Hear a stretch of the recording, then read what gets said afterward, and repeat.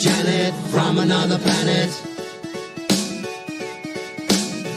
Is Janet from another planet? Is Janet from another planet? Is Janet from another planet? Is Janet from another planet? Is Janet from another planet? Is Janet from another planet? Is Janet from another planet? Is Janet from another planet? Is Janet from another planet?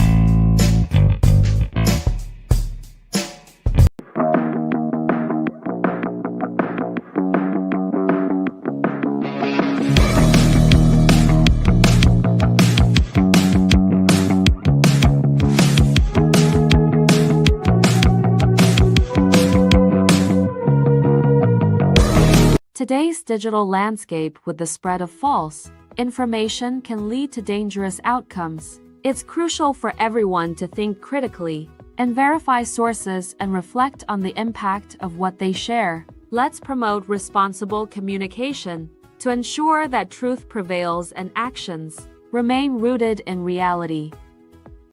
The opinions you're about to hear on this show are strictly those of the panel. The following program is rated TV MA-LSV. It contains strong language, sexual situations, and violence. It is intended only for mature audiences. So make sure you're mature audiences. But welcome, everyone. Friday Night Shit Show. Well, we always have some kind of shit to talk about. I want to say thank you to Richard and Ruben for joining me tonight. How are you guys?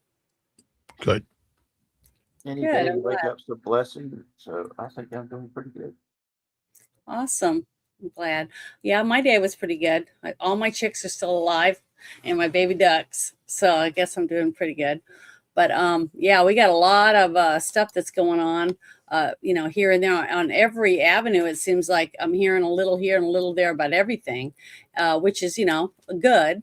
And a lot of it's good. And some of it's like, it sucks, but, we just have to deal with it. But I just I'm going to show a little bit about who's in here. Thank you, everyone, for coming. Thank you, Jackie. Well, hello, Screaming Raven. Thank you for stopping in. Hi, David. How you doing? I know we were running a little bit late, but it's okay. We just got so much shit. We were all getting a drink. I don't know, but but thank you for coming in, and hopefully we'll maybe give you some information on something that you guys haven't heard about yet. But yeah, we got a few things going on and some good stuff. I've got one or two little things that are good that are happening, and more and more stuff seems to be unraveling. So I'm happy about that. So what I'm going to do is pull up my first thing that I thought would be really, really entertaining for this evening. And I was lucky because I was one of the ones that actually got to watch it when for free on X. It's still free until tomorrow, sometime tomorrow. I'm not sure what time, but if you go to the X website, which is this is the page from X, and it says Citizen Vigilante, and you just go to there and you can get the link. Now it is graphic. It's very graphic. It's not for kids. Yeah, I'd say at least 13 or older for me. If you let them play those kind of video games, then yeah, they should be all right. Have your kids watch it till they know the truth. Well, yeah, but it's not so much the actual, technical stuff. like him not wearing gloves and he's a criminal, things like that. It's the story they're trying to tell. They're trying to show you something. If you Show you just the pay it, truth. Yeah. yeah, they're trying to tell you the truth about what's going on over there. And if you make sure you watch it after the credits and read some of the stuff that comes up, you know, because a lot of people Well, don't. here too, they did the same thing to Arena Zerko, Arena Zerkos. I can't remember her name. The Yeah, lady that's lady North Carolina. The guy here in just stabbed Charlotte. her, Yeah, just like the beginning of the Yeah, movie. stabbed her in the throat. yeah, right Yeah, here in I Charlotte. started crying at the very beginning when that little boy had to watch his mother with her throat cut, you know, just stabbed for just being alive, walking down the street holding her son's hand in the morning during the day.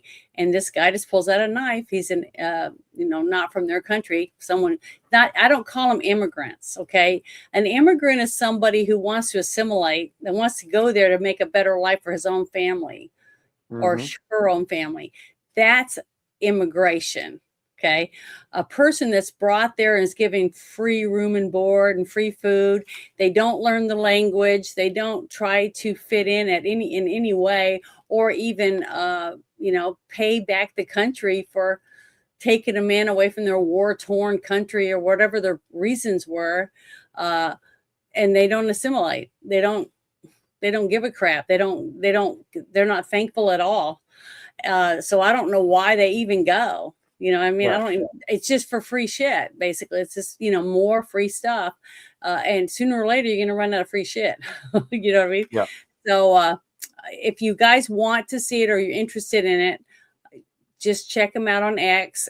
And if you don't want to get on X, you can, you know, look for it on other platforms because I think it's on Prime, but you have to pay for it. So, you know, they do have to make money. But it's pretty good. Army Hammer I thought he did a really good job. I thought most of the characters in the movie did a pretty good job, and there is TNA in it, so be prepared for that. Just sort of to let Yeah, you know that. and the woman that we're talking about is hot. She's Yeah, hot. she's very, very attractive, and she's wearing very little. Let's put it that way. And so A garter be ready belt for it. and stockings that look hot. And her hair. Yeah, she had That's nice about hair. it. But yeah, And she did a good job too. yeah, You know. I, and the movie was made on location in Croatia. Mm-hmm. All of the all of the all of the migrant crimes are actual real crimes that happened in real life Mm-hmm. that they dramatized into it.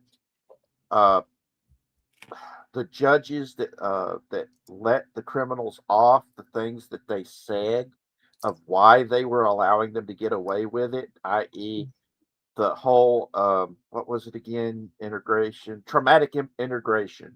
That these Mm-hmm. kids didn't know what they were doing because they're not from here and all this other BS. That's actual findings of the judges who let them get away Mm-hmm. with all these horrendous crimes. And the guy who shared it with me a couple of days ago, him and his wife had got a copy of it to be able to watch it online, and they shared it with me because I said Mm-hmm. I really want to see it so I can make up my own mind about it. Plus the fact I like the director Uwe Boll. I love his movies because it makes me laugh. Hey, guy, uh, because he usually puts little crazy stuff into his movies that just don't make sense but makes you laugh. Yeah. And but that's not in this movie. Mm-hmm. It's he's really serious about it. Mm-hmm. And I know the left was sitting there trying to when it first came out was saying, "Oh, this is sticking it to the right," and he wasn't even tagged in the statements, and he responded to all of them. Says, "No, this is exactly how I feel about this subject. That these migrants are coming here, they're not integrating, they're causing problems, Mm-hmm. and nobody is being allowed to point it out and call it out. and it's getting to a point to where it's so out of control. There's nothing. People are literally getting to that point to where they will, if somebody was to actually do what was in this movie, just like the social media stuff that was popping up, people Mhm. would be celebrating him. I don't know if you guys are old enough to remember the late 70s, early 80s, just how bad the crime rates was in big cities like New York City, Los Angeles, San Francisco, Chicago, and Detroit. The Mhm. crime rates was so bad, and that you had these liberal politicians that saying, "Oh, we shouldn't be punishing these criminals. We need to get them help. We need to be soft on crime. We need to let them get away with this stuff." And that is why we got Dirty Harry and Death Wish and those exploitation movies like that. Well, there was another movie because my mother talked about it. Was Death Wish, and there was another one, but I can't remember the other one. About something about a guy carrying a baseball bat. I can't Walking remember. Tall. Yeah, Walking Tall. People that were tired and fed up, fighting back, And fighting Walking for Tall what was based they on a should real have the right story. to be able to walk the streets, go to dinner, go do things with your family and not worry about whether or not you're going to be attacked, just, Yes. in your home or, in your yard, that Well, kind of stuff. Walking Tall, the original Walking Tall was based Mhm. on a true story. It was Mhm. about an everyday guy who got fed up, acted, and took the law in his own hands with a 2x4, and then later ended up becoming a sheriff. And so, yeah, this was such a major problem back then. After it got fixed by people like Rudy Giuliani and them, it Mhm. was felt, okay, we've dealt with this. We're never going to have to worry about this again because we've proven the soft on crime approach just doesn't work. Mhm. But guess where we're at? Uh, History might Yeah. not repeat, but it does rhyme pretty much. Mhm. The only difference is this isn't being confined to the big cities. This is everywhere now. Yeah, Uh, it's spreading it's like like Mr. a Rupert said, disease. about the young lady here in Charlotte getting stabbed on the bus, Mhm. and that happened here in my backyard. She was, and she wasn't the first person that happened to. Uh, there was a young girl. I say young, but she was in college, going to school to be a teacher. Mhm. Her family lives right down the road from me. She used to walk in front of my house going for walks. That's how close their family lives to where I live. Mhm.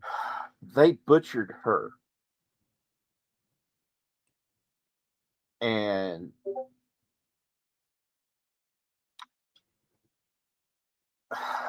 the people that did it, the person who did it, had been arrested multiple times and shouldn't have been on the street, just like the murderer of the Ukrainian girl who immigrated here as a war refugee. She was Yeah. relocated to Charlotte, North Carolina, so she would be safe.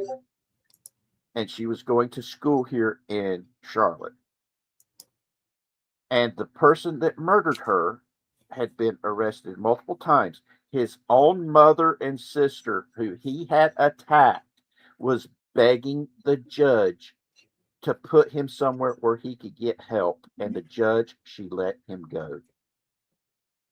I know And a lot of people think that uh, they need to pass laws to start holding these judges accountable mhm, for releasing people that have been. See, that was something I brought up many times about, and I've served on jury duty before for federal and for just your state, in your county or whatever. But it's sad that in lots of cases they're not allowed to tell you that this guy's been arrested 12 times for rape and attempted rape, mhm. stuff like that. Why aren't they allowed to tell us about it because to me that proves a habit. That's just like a person who smokes, you know. You're going to smoke. Okay, well, guess what? You're not going to be able to go very long in between cigarettes. You got to have another one. It's an addiction, basically. Yep. And it's the same thing. A person that's a kleptomaniac, a person that shoplifts, sex addiction, drug addiction, all those things. You know, that a psychiatrist would tell you that, yeah, it's more than likely, unless they get some kind of extreme therapy or something. Even men that rape, you know, young people or women or whatever, and they get castrated, they still want to rape, but they just can't use that part of their body anymore. But they'll still do it because a lot of it is mental. It's in their head. So unless you lock them up where they can't get their hands on innocent people, or you know, they get some kind of extreme therapy and they're not allowed to go anywhere or whatever. But I mean, I aired that case about the little girl that was taken by the FedEx driver and murdered. I aired that, seen Athena Strand's murder of him being sentenced. So, and he got the death penalty, but it'll be, you know, who knows how long, 20 years if we're lucky for the guy to get it. I mean, the parents have to just wait it out. And I just think that's really sad that the victims are always last, you know. Yeah. It's like, well, it wasn't my kid and I'm the judge. So, you know, oh, well, too bad. It's like, I can't remember his terrible. name, but he was one of our founding fathers who said that compassion to the guilty is cruelty to the innocent. And that is a truism that is just as true now as it was 300 years ago, almost 250 years ago. And our society, I get it. We want to be compassionate to everybody. But there comes a time when being compassionate towards a victimizer, the only true compassion that we can give these people is putting them in a rehabilitation center where they can get the help that they need and keep them away from the people that they're going to be preying upon. Yeah. Do I like the fact that prisons have become piranha factories? Okay, I don't like that. I am a victim of male on male sexual violence. All right. I don't like that. To me, that is one of the worst things to go through. But that's for sexual violence of any type. Okay. And when George W. Bush, while he was president, he spearheaded a move and a program to stop it in the prisons. A lot of people don't realize more men get raped than women do, especially in prison. And it is insane that it's something that nobody talks about, or if they do talk about it, they make fun of it. I'll admit, there are times when I have made the don't drop your soap jokes to somebody about to go to jail, but that's usually because they deserve it because of the type of I content. heard that joke because in the Navy nukes that were in subs, they used to say, you know, make jokes about that. Well, I wouldn't, if I were you, I wouldn't bend over in the shower or drop your soap, you know, stuff like that. Yeah, so, but that's us you know, busting each other's balls. yeah. So, you know, but what I'm saying is lots of people have, you know, made those types of jokes about different things like that. But, you know, but what's really sad is that we've coddled our prisoners today. I can remember my mother saying that a long time ago when she was a little girl, and my grandma's stories, that prisoners had to go and actually like break up rocks. They worked all day till sunup to sundown, and they got 2 meals a day. And you know, they had like 2 to 4 people in a cell together. And you know, if they got beat up, oh well, you know, shit like that they had to find, you know, form groups.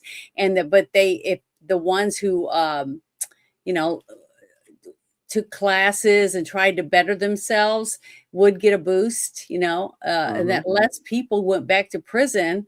That there was I don't know what the numbers were, but they said that there was the numbers were better back in the the recidiv 50s. the recidiv recidiv.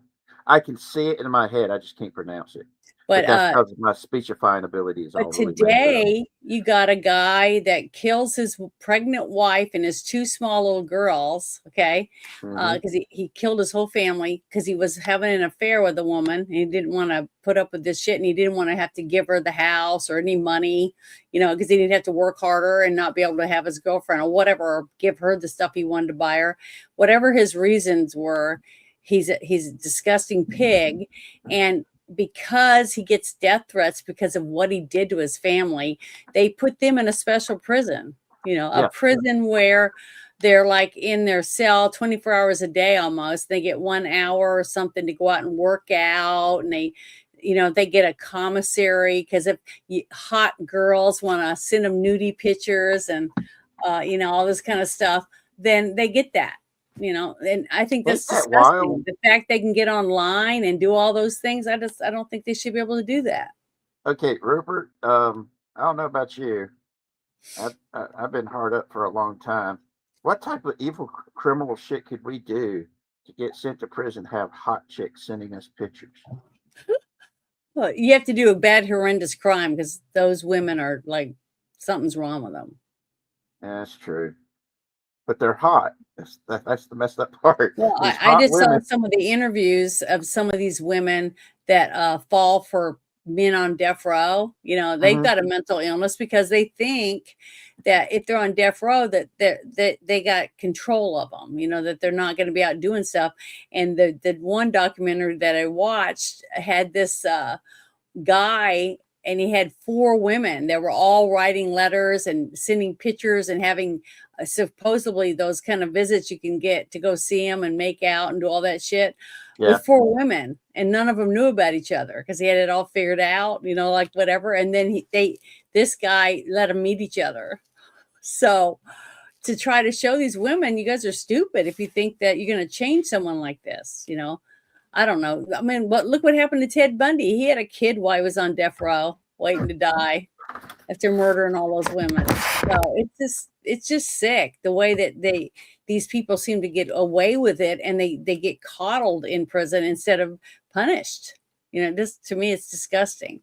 But we got a long way to go, I think, and it really does depend on what state you live in, whether they're tough on crime. But I've got some stuff about, the state of Texas. Five hot chicks? 5 hot chicks? I don't know for sure. 5 hot chicks at one time? Yeah, he had 4. The documentary I saw. 4, okay. 4 different women. Okay. They weren't all hot chicks. They were just a couple of them were attractive, took good care of themselves. They had money and they had jobs and careers, but it was sad that they had a career. They thought that they had a good man. I don't know how they could think that. I mean, because they have to have some kind of something messed up to want to date someone that's a serial killer anyways, or to, I don't know, spend their time with them or whatever. I just thought it was really weird. Yeah. Oh, here, hold on. Let me bring up. I'm gonna have to watch Dexter and take some notes. Yeah. Dexter was a great series. I own it. I think it's great. I think it was really good. I love the actors. I love the premise behind the story. But the books are really good. The books are like really, really good books. The Dexter series of books, and how he ends up becoming the one who takes care of his wife's 2 kids from her first marriage, because he was an abusive man, and both her son and daughter are both going to end up just like him, being serial killers. So he tries to help them out so they don't, with the code, Harry's code or whatever. But I wanted to bring this next thing up here. It talks about John Solomon releasing an email from Obama's Deputy Attorney General, Sally Yates. So I'm going to play this for you. So here we go. Tonight, we're going to tell you about the other Clinton investigation, one that was running in 3 separate FBI offices, New York, Washington, and Little Rock. It was a predicated criminal investigation that was examining whether Hillary Clinton ran a pay-to-play scheme that delivered favors from her perch as Secretary of State, while foreigners and others paid large sums of money to her family foundation, the Clinton Foundation, run by Bill Clinton and their daughter, eventually Chelsea Clinton. 3 separate agencies, 3 separate bureaus, offices of the FBI believe they had predicated evidence to pursue that. Every time they tried to move the ball down the road in the shadows of the 2016 election, they got shut down. I mean, they got shut down at the highest levels of their agency. Andrew McCabe, the deputy director, a man who potentially had a conflict of interest with Hillary Clinton.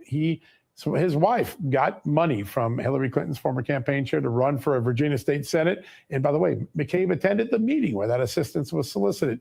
He eventually was conflicted out, but not before he gave the order to his agents that you won't investigate or do anything on this unless I approve it. Downstream from them, 4 different U.S. attorneys' offices under Barack Obama were asked for help by the agents. Agents need help. We need a grand jury. We need to get evidence. We want to move the case down the road. All 3 of those 4 offices told the agents, you're on your own. We will not assist you in your pursuit of criminal charges against Hillary Clinton. And then perhaps the most extraordinary statement in the document that we are going to show you on screen now, they can put it up as you're looking here. The Deputy Attorney General for Barack Obama, Sally Yates, explicitly told the FBI, shut it down, meaning the corruption probes of Hillary Clinton. Think about this. While Donald Trump was out on the campaign trail chanting, lock her up, maybe there was a good reason to lock up Hillary Clinton, he would argue every night. The Obama Justice Department was telling the FBI agents who also thought there might be a reason to lock up Hillary Clinton, shut it down. Remember those words. We have a lot more up for you. In a second, we're going to bring in Senator Ron Johnson, someone who's been instrumental in exposing so much of this incredible, dirty scheme in Washington. But one last piece of note before I bring in Amanda. We have now confirmed tonight there are some prosecutors who have come forward and are willing to cooperate with Attorney General Pam Bondi and, of course, FBI Director Kash Patel, who found this document. He found this document based on some whistleblowers that Just the News had. He went and got it. He has other emails that he's going to be turning over to Congress that I think will further this narrative. This is the beginning, but we told you this was a double-headed scandal. The first part was pursuing false allegations against Republicans. The second was forming a protection racket around Democrats like Hillary Clinton and Biden family and others, Joe Biden himself, when it came to classified documents. Yeah, see, this is a little older, but there's more of this stuff coming out. Each time I turn around, I'm hearing a little bit more from this other person about another interview that they did, trying to get the information. And remember, it was a couple months back that Hillary and Bill both got brought in and were interviewed about some things, and they're still doing that. That's still going on. And I tell people all the time to try to go to C-SPAN and try to watch some of these things because it's very interesting. It's very boring for most people because everybody wants, that's what you want. And a lot of people don't want to sit and just listen to the argument back and forth and, the breaks that they take and they just think it's boring. So, that's why a lot of other people just watch it and then take snippets out and make small snippets and then put that on because it can't keep people's attention anymore after, TikTok and Instagram and things like that. It's kind of hard to have anyone sit for a very long time and just take in information simply because it's boring. You know what I mean? Makes it really hard. But there's all this stuff that they've been gathering, all this stuff to be able to prosecute. And we can't prosecute if we don't have, judges that we feel that will listen and follow the law.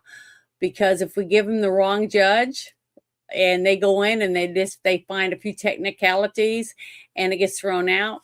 I'm just saying we've got to take it step by step so that we can try to make sure that some of these people are prosecuted, and we got to have good judges for that. And I just don't have a lot of faith right now with the Congress that we have. They're just do not have our best interest at heart. I mean, I just don't see it. Our representatives have done well. They had the SAVE Act on Thune's desk at the end of February. It's been sitting there all that time, and nothing, because they don't want to pass it. They don't want Trump to be successful. But the thing is they're dragging this so blatantly. It's just making Trump more and more believable because of the way that they're handling it. To me, if they really wanted to hurt him, they would. I don't know. They're just not doing it the right way to make them look good. Because when you run saying that we're gonna get rid of Obamacare, okay, you get voted in and you don't get rid of it. When you have all three branches of government and you do nothing, well, guess what? This is his second term, and we're in the exact same position. We have all three branches of government, but yet we can't get anything done because they're just dragging their feet. They're like they're in a big thing of cement or something, and it's slowly drying, and they're just like, I don't know what's going on. It is the uniparty that's causing this. The RINOs. That's the part. Mhm. The Republican wing of the uniparty. These are the people that it's all about the process. It's all about this. It's the deep state that we're dealing with. Yep, And it really is.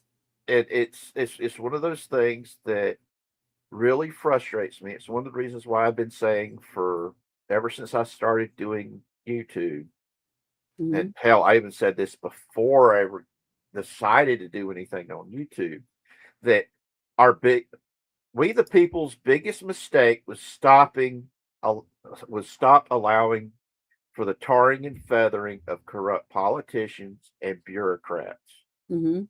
Because back in the day, whenever we had a corrupt politician or a bureaucrat, we caught them with their hand in the cookie jar. We took them outside, stripped all their finery off, poured tar on top of them, then tossed feathers on them, and then we would put them on a rail and run them out of town. Mhm. And that humiliation, that shame, for the longest time was enough to keep a politician or a government bureaucrat from being corrupt, because they did not want to have to go through that shame. Unfortunately, our society today has become, what's that word again? Oh, yes, shameless. And we need to get back to that point to where embarrassing somebody so ruthlessly, we need to do it, I get so upset whenever I see this type of corruption, because it's what weakens the American people's, well, any citizen of any country's faith in their government, is when they see corruption like this and these people in positions of power and authority repeatedly get away with it. Yep. I mean, the Bidens it was openly known that Biden was, let's see, what's a good way of putting it? He was for sale. His brother and Hunter both that was their entire purpose in life, was selling access to Joe Biden, who was a high ranking government official. And then when he was vice president, his family was raking in so bloody much money it wasn't even funny. And the Clinton Foundation, the run up to 2016, look at all the money the Clinton Foundation had coming into their coffers in massive amounts.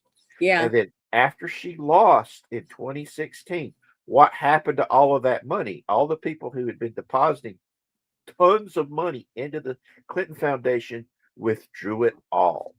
Mm-hmm. And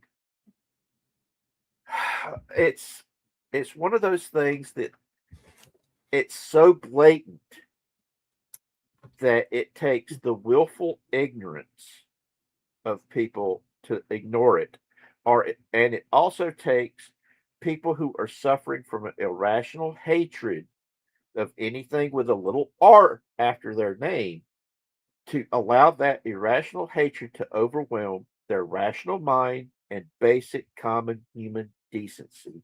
Mm-hmm. And we refer to that today as TDS, Trump Derangement Syndrome, just like we referred to it as BDS, Bush Derangement Syndrome.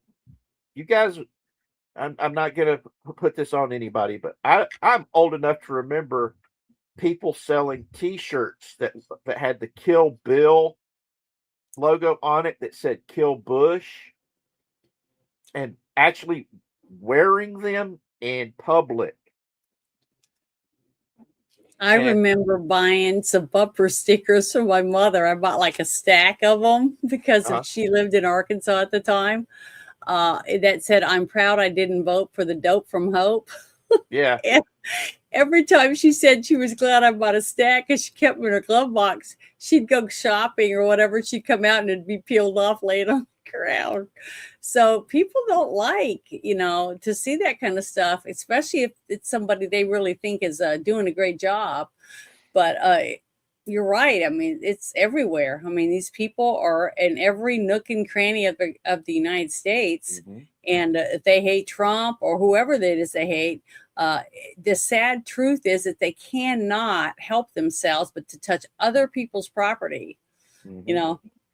Well, I don't remember during the Obama years or even the Clinton years of people calling for their assassinations and being celebrated for it, or taking pleasure in the death of somebody on the left. I don't remember that happening. And I'm pretty politically astute, and I'm a news junkie who was watching the news all the time.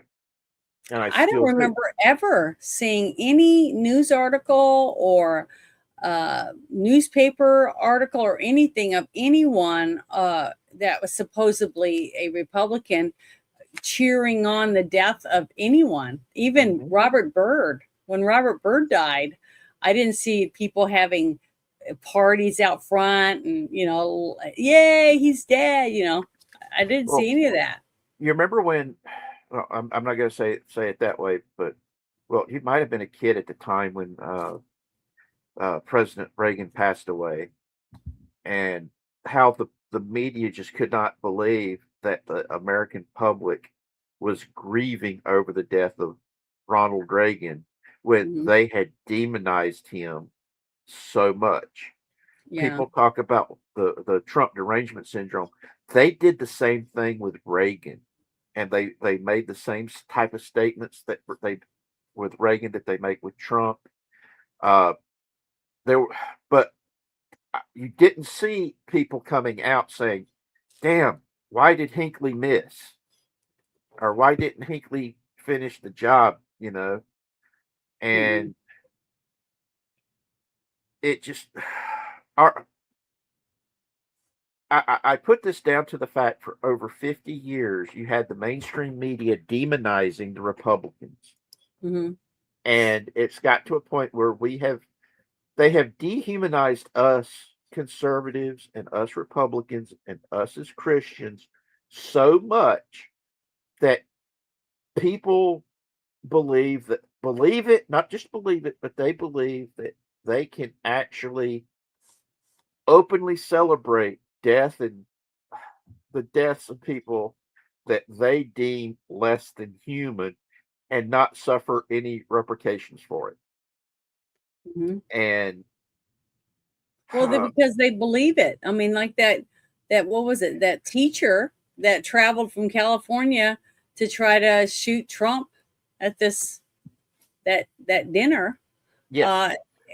And he's never, as far as we could tell, he's never done anything else because he really believes that he's saving the country. It's programmed into him to where he thinks that he's doing the right thing.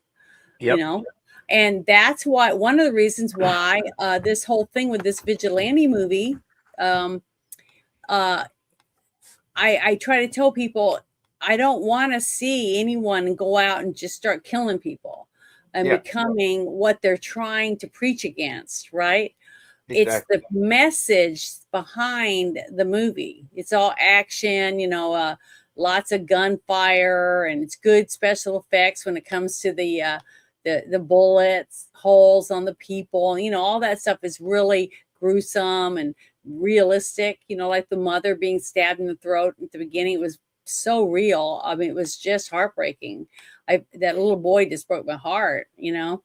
But I don't want to see somebody, a dad or anyone, have to go to prison for the rest of their life because they were trying to get revenge for what happened to their kid or their wife or someone else. We've got to try to do it the way our Constitution tells us to do, which is through the laws, right? Mm-hmm. And the only way to change the laws is to fight and get rid of these people that aren't following the Constitution, the ones that are just kicking the can down the road and making a paycheck. Mm-hmm. Okay. Well, that's how we're going to make a difference. Remember, Death Wish, Walking Tall, mm-hmm. Dirty Harry, all these movies actually put it out there for public consumption of the problems that was going on at the time of mm-hmm. rampant crime. And that was the soapbox. These movies is the soapbox. But the thing is, I've just been doing reviews on the Dirty Harry. We just finished that. Mm-hmm. We're doing all Clint Eastwood stuff, and they did get a lot of hate because of it. Okay, they got a lot of hate because of it. But if you look into it, it's the fact that they're trying to get the courts to make sure that they give these people the time they deserve in jail. But instead of getting longer sentences and things like that, it's getting to where they're just getting slaps on the wrist, Yes. And that was the situation. To me, that's the biggest problem. Remember, that was also the situation back when they first came out. It was the whole soft on crime approach. And I remember, do you know who they originally asked to play Detective Harry Callahan, Dirty Harry? Do you know which actor they originally I'm trying to remember. They wrote the role for John Wayne. And he said he couldn't be in it because he did not like the way that they portrayed Dirty Harry. That's mm-hmm. why he made his own version of it. I can't remember what the name of it was. It didn't do as well, but he liked the concept. He saw where they were going with it. He just did not like the brutality of the Dirty Harry. Mm-hmm. And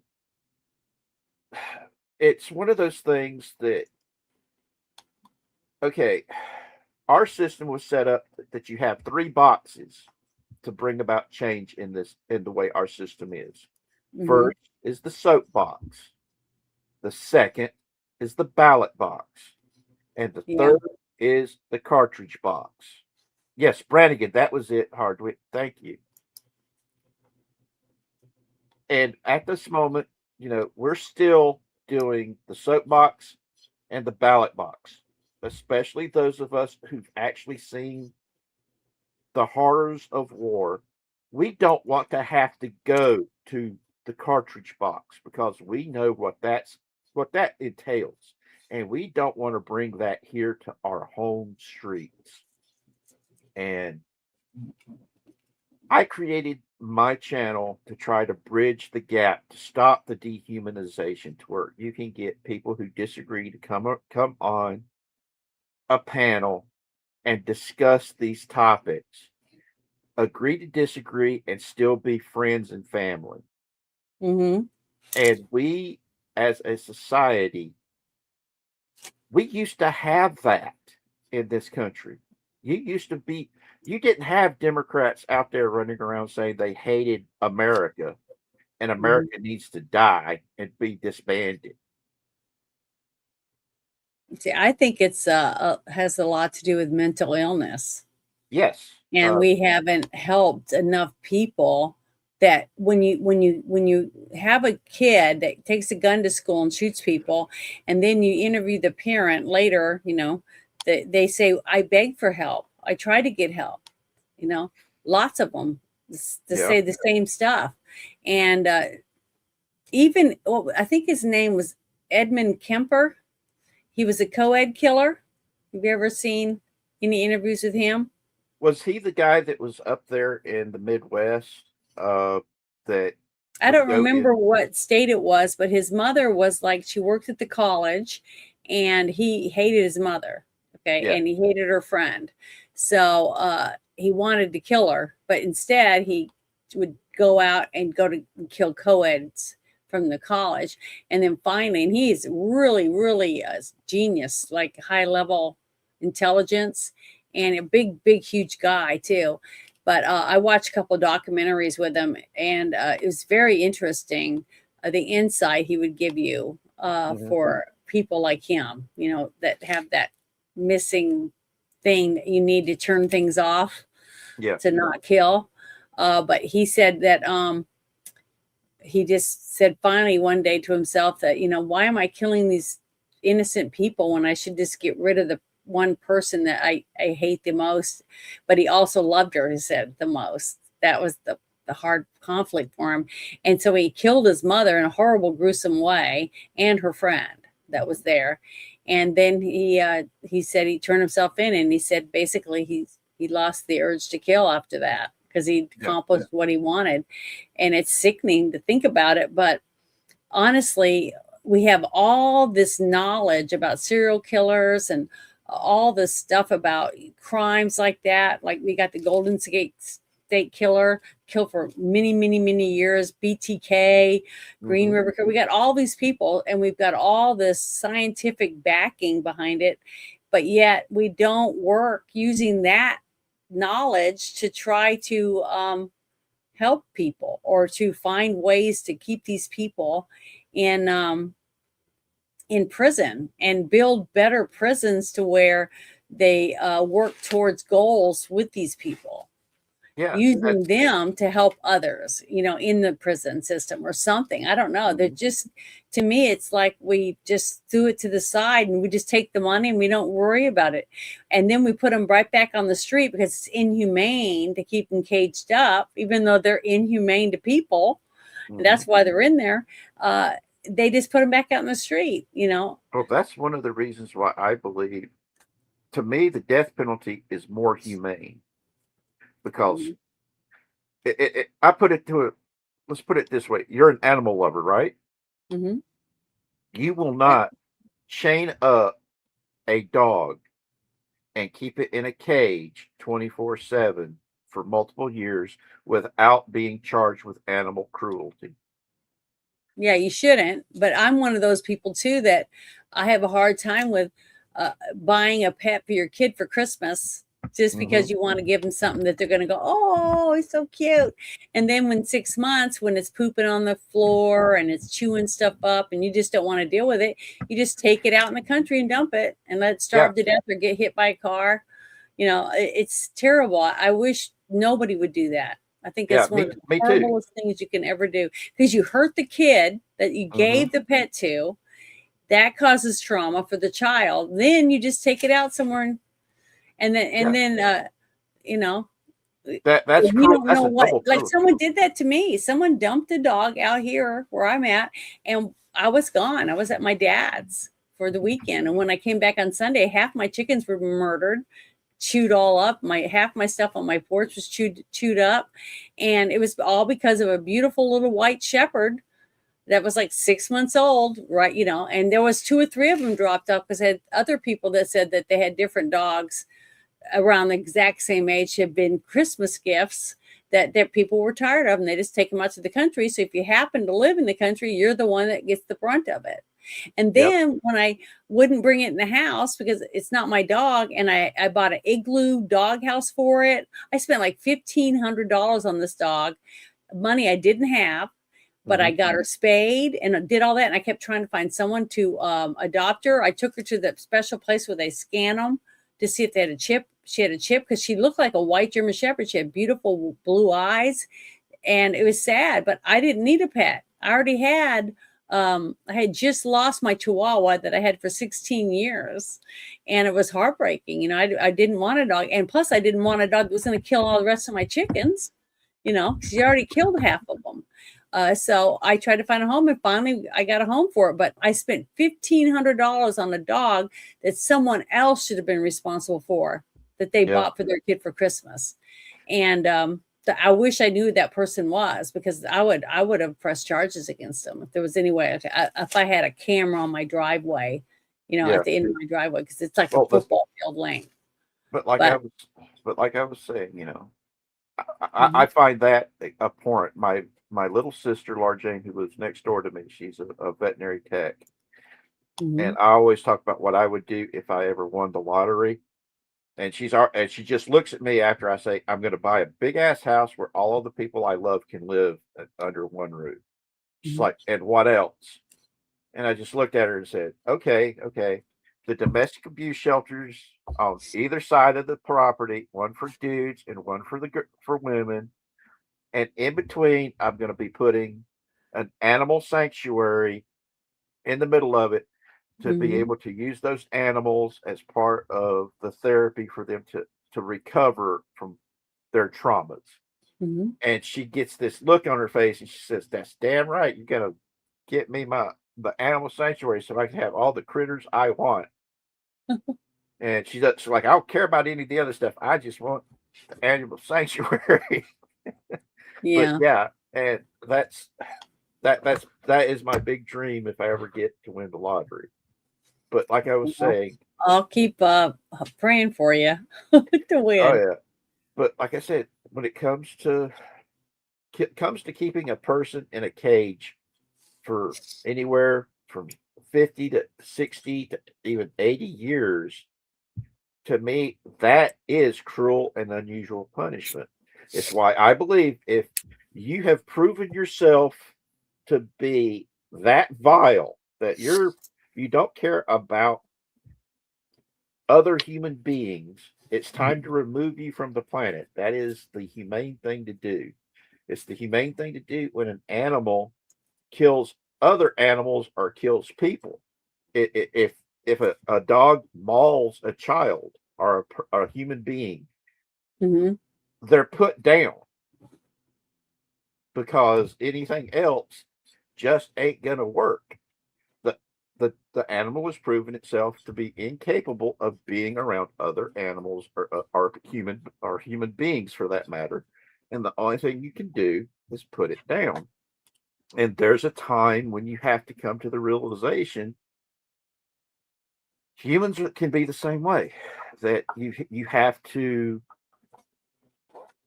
get to that point to be able to accept that cold logic, that there are people that just need, you can't help them no more. And I hate saying that. They're past the point of no return. They can't be brought back. Yep. Now the dude you got on the screen, Fauci. Yeah. I say put his ass in jail till the day he dies, and you keep him in a very special cell until his body has rotted away. Well, you know, a lot of people feel the same way. It's just that we've got to do the due process, just like you would expect to get, because a lot of people might be pointing their finger at you, thinking you did something, and that's what a jury of your peers is supposed to do. To look at the evidence and see whether or not there's enough to prove beyond a shadow of a doubt that you're the one that did it. But I want to play this little thing by Rand Paul real quick. Sorry, that's his dad's name. Is it too vague to say, I'm going to prosecute you for not prosecute you and pardon you for anything you did in the last 10 years? I think there's a possibility the court says that's vague and not specific, and you can't give people some kind of pardon for everything and over such a long period of time. I think there's a chance we'd win that. I think it ought to be fought. We have two clear-cut cases against him: lying to Congress, which is a felony, but also destroying public records. We now have emails that he distributed to Francis Collins and others saying, hey, read this and then destroy it. That is against the law. You're not allowed to do that in the executive branch. It's clear. His only argument is, oh, it wasn't about government, and it clearly was, and I think a jury would decide. So I still would prosecute him. Is it too vague to say? So there are people, they are working on it. It's just that we have to have all the ducks in a row and be ready when we do go to court. Because let's say we finally take the stuff to court and then we find out there's like 5 or 6 things that they don't have that they needed, and they knew they needed it, but somebody messed up and put it in the wrong place or whatever it was, and they weren't prepared because they were trying to rush to get it done. And how many people you think are going to be pissed off about that shit? A lot. Well, Fauci's malpractice in his job working for the government. He is the highest paid he was the highest paid government employee, period. And he goes all the way back to when HIV and AIDS first we first discovered it. He's the reason why that little boy who got HIV thanks to a blood transfusion was ostracized is because of him. Because of Fauci saying that just being in the room with somebody with HIV or AIDS could get it to you. When he knew for a fact it took intravenous drug use or anal, you know what, to transfer it. He knew that for a fact. And he was running around telling people straight couples could get it from regular man on woman vaginal sex, when it's that type of a transmission was proven to be really, really low unless there was blood involvement. And Fauci's malpractice is one of those things that I have been saying. He is one of the reasons why I was questioning the whole COVID thing when it first came out. Not just because of my chemical, biological, radiological warfare training in the Navy. But because of Fauci's own personal stuff. Because I remember the 1980s. That's when I grew up. It's also one of the reasons why I waited. Well, I was 26 the first time I ever got to go with a woman, if you know what I mean. All because of that fear that he put into us of how easy it was to catch HIV and AIDS. I was that terrified of it. And yeah, asshole. It's it's sad, but you got to remember, a lot of people had never dealt with anything like that before. They didn't know. They looked at. I mean, look at the way Trump treated Fauci. Okay, when he first got in, and Fauci was the one coming and telling him all this information, and he was listening to Fauci. He believed him because he thought that Fauci was really going to try to help people. So that's why they started the whole operation, whatever it was. Operation Warp Speed. Yeah, Warp Speed or whatever. Mr. Bruce's thing back up right quick. Yeah, right here. Yeah. Okay. Fauci used to recommend everyone near AIDS people wear masks because the gays would give it to you by exhaling their sperm-laden breath. They would perfume a neighborhood. This was in the 1984 paper that Fauci wrote about AIDS. Exactly, Bruce. Exactly. That's one of the reasons why so many in my generation had major hang-ups for such a long time when it came to getting jiggy with the opposite sex. Well, also, also, look how he handled the whole thing with AIDS. You could tell he had disdain for people with AIDS, even the way he talked about kids that got it through because they What? had I'm trying to remember the name of the disease that makes you have low white blood count. Yes, And hemophilia. yeah, hemophiliacs. Okay, because I used to donate blood many years ago because I have very high platelet count. Okay, I'm a perfect person to do it every week. I could do it every week because it doesn't take your blood. It just goes. Your blood goes through a machine and it strains out platelets, and then you make your own little bag. And then I would have to drink a whole bunch, to replace my fluids. Not so much because of my blood, but that's what I did. I've given over 3 gallons of blood in donations, and some of it was in platelets because it does help people, not just hemophiliacs, but other people with other problems and certain kinds of cancers and things like that. But it was the way he spoke about people with AIDS, okay, with disdain. And he did the same thing to people. If you don't wear your mask and you don't do this and you get too close to someone, blah, blah, blah, all the things that he said, which we now know today were lies. Because even on the box of the mask, it says it won't stop a virus. It says so. That's why I carried the empty box in my purse. And I went anywhere and they said, "Oh, you have to put on a mask." And I'm like, "Why?"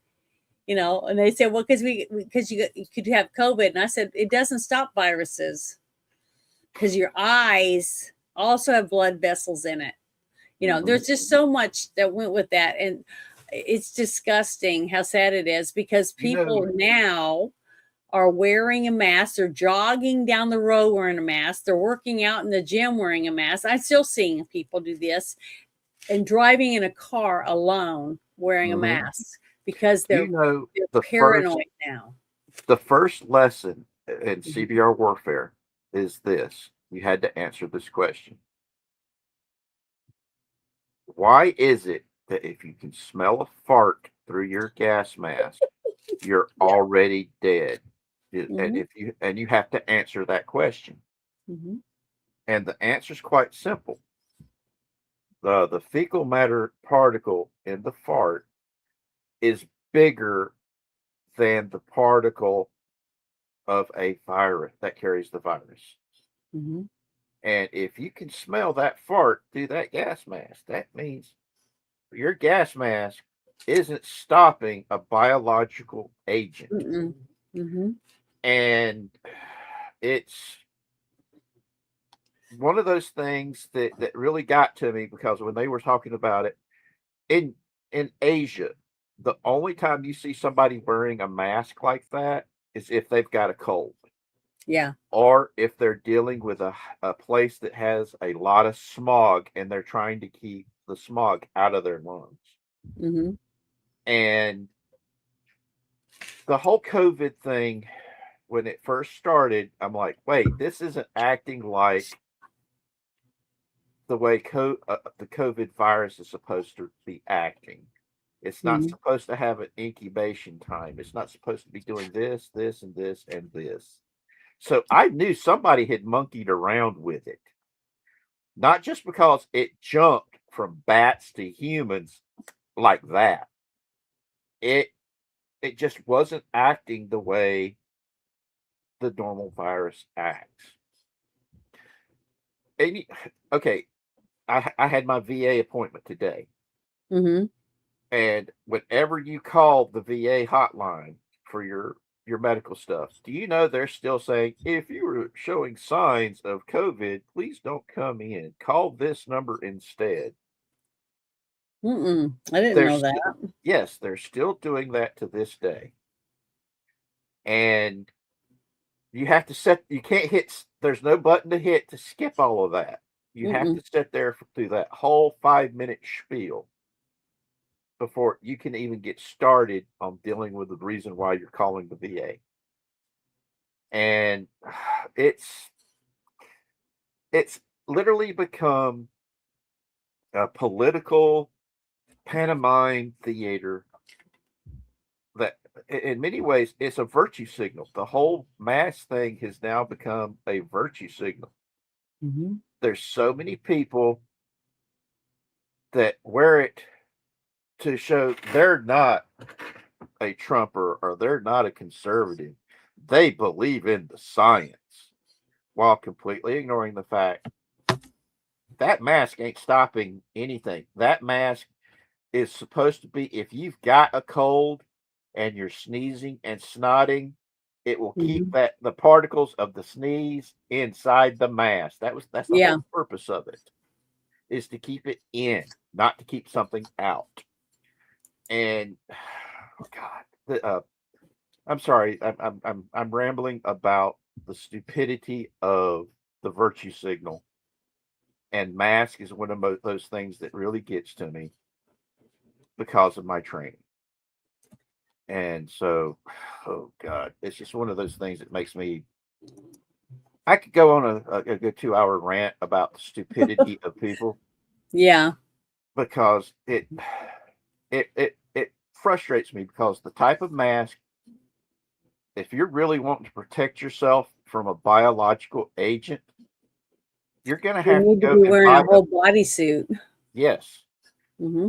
and it's oh God, it's just one of those things that just really burns my butt because you've got these people who've never dealt with something like this acting like they're experts.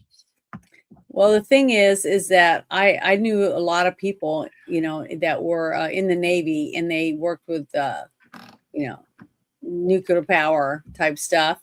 So they had to be leery of radiation. So Uh-huh. they had to wear special suits.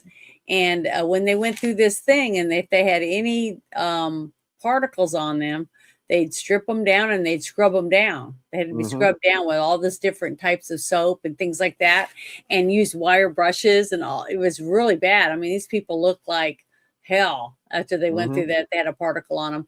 Then it would be a few days or whatever before they could even go back to work, and they had to wear this little thing on their belt.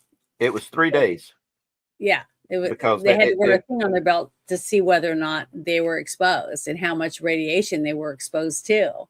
So it's very, very strict. So I felt like a lot of these people knew what they were talking about, and that they were trying to be as safe as they could to keep people safe, basically. So that's what's sad about a lot of this stuff, is that this has put a huge dent in the medical area of of our country. I knew one person who had heart problems, and they needed to have surgery, but this person did not want to have surgery because they felt if they went to sleep that they were going to jab them up. Mm-hmm. I Well, mean, he was my mom she had an aneurysm in her aorta, and they were going to do the surgery right as COVID was about right before it started to go happen. And so they kept putting off the surgery she needed, and the aneurysm kept getting bigger and bigger and bigger and bigger and bigger until the point to where she ended up getting pneumonia and bronchitis. Mm-hmm. And they put her on a ventilator machine. And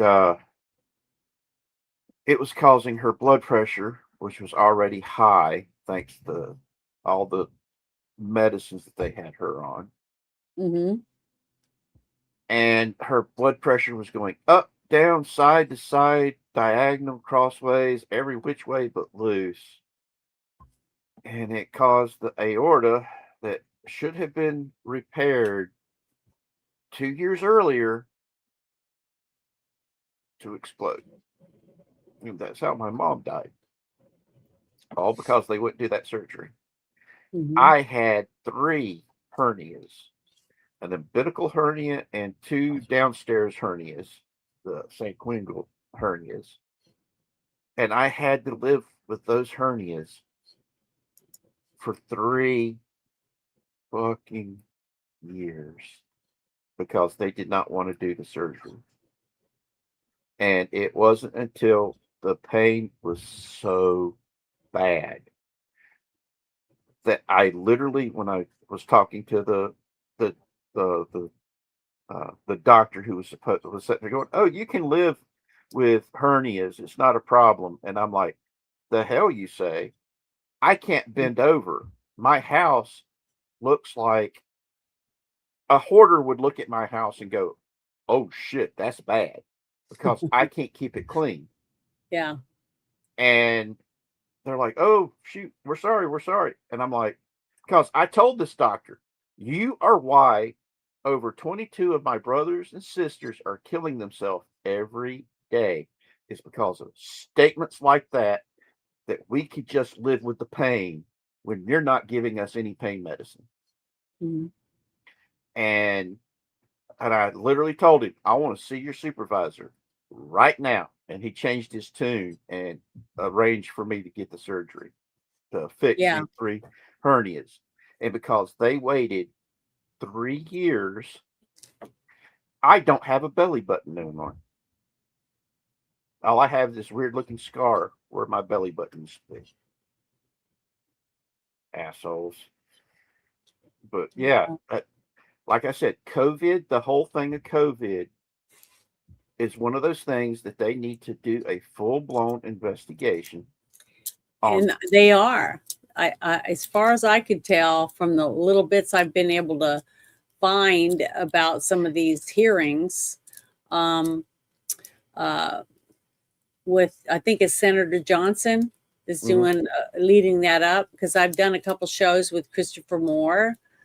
He's one of the ones that worked with a few other people, and I've had her on the show a few times, and she's come up with a regimen for people with vitamins and natural stuff like that to try to get their blood back to what it was before they had, gotten to jabbed up Mhm. type of thing. And yeah, I got my channel, a couple strikes against my channel and stuff because of it. But, I'm glad I did it. And, over the years, Christopher and I become friends, and a few other people that I've met because of that, and them going before Congress showing what they found and figured out themselves. And she found things in her own kitchen with using a microscope. It's a lot of things that she just started looking into because her mother had died from cancer. And the whole thing is a lot of people became very inactive, outside of their homes simply because of COVID, and they stayed home, and then they just went, started Depression digging. kicked in. I The know, but they just depression. started digging to try to find truth, what was really going on, what happened, and why are they in this situation. And it ended up making her make supplements to help people, and Christopher is even taking some of them because of his health problems. But I'm going to go ahead and let Byron Donaldson go on his rant about how upset he was with our Congress. So I'm going to go ahead and play this video next here for everybody. Here we go. I think it's turned up. Yeah. Okay. Oh, I turned up some more. The Senate sucks. I'm just going to come out and say it. They suck. This is not hard.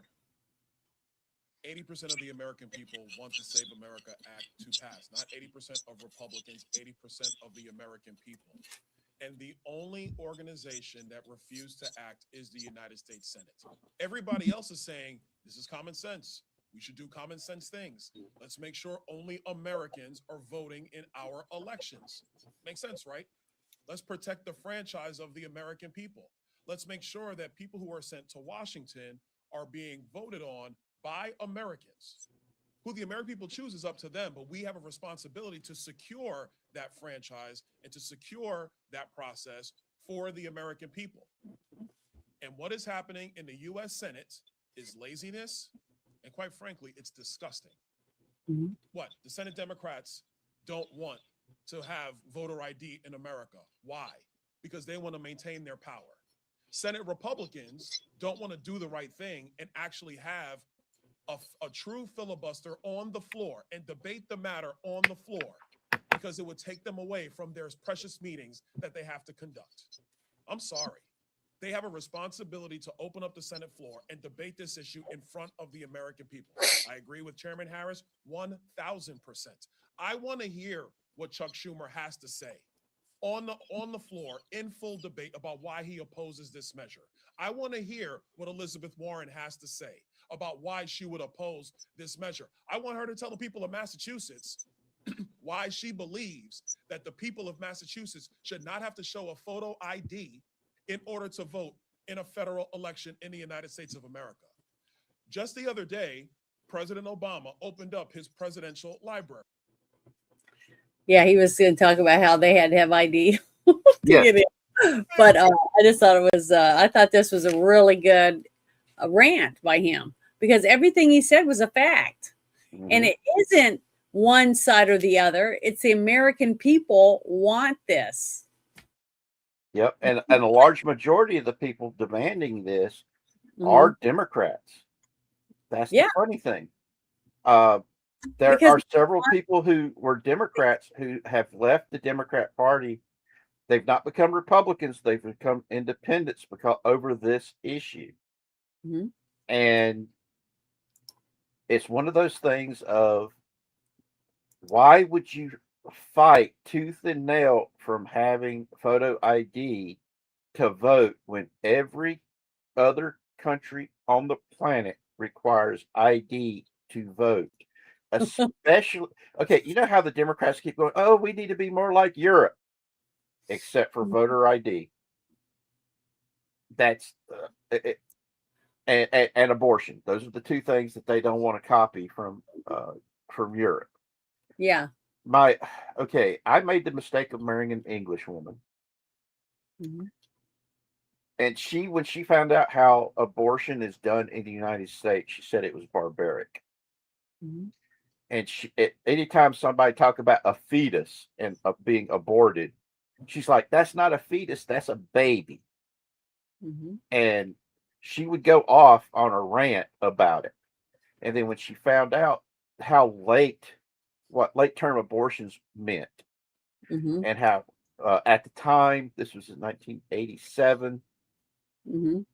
and let's see, 1986, 1987, 1988, she was here in the States, and she couldn't believe that there were people fighting against born alive legislation to where if a baby survived an abortion attempt, it had to be given medical treatment. She Yeah. could not believe that they were actually taking babies that had survived the abortion and would put them in a soundproof room and let them scream themselves to death. Mhm. She's like, oh my God, that is so evil and barbaric. It is. And every European, when they would hear that, would get a horrified look on their face. Mhm. And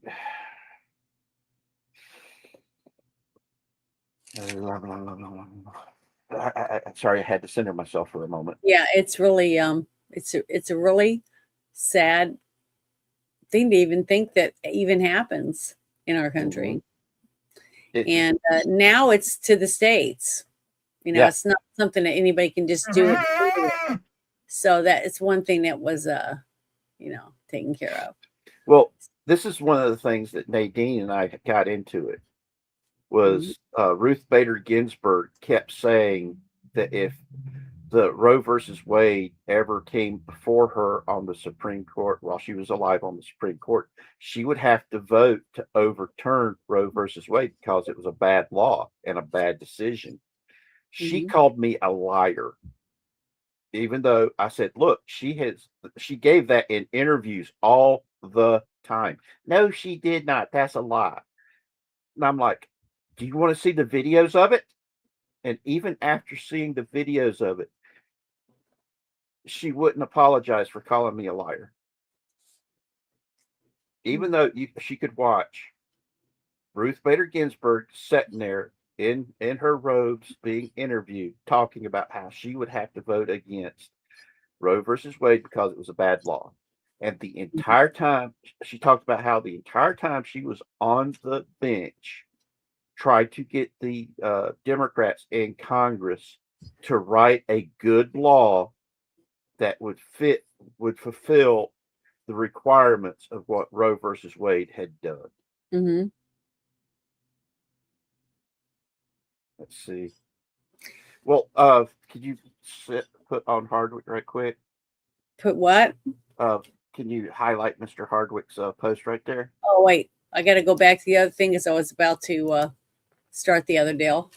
It's all right. I'm kind of surprised to hear that because I heard that England is even more liberal than America on abortion, that they even have Marie Stopes, which is their equivalent of Planned Parenthood. Yes, they do have that.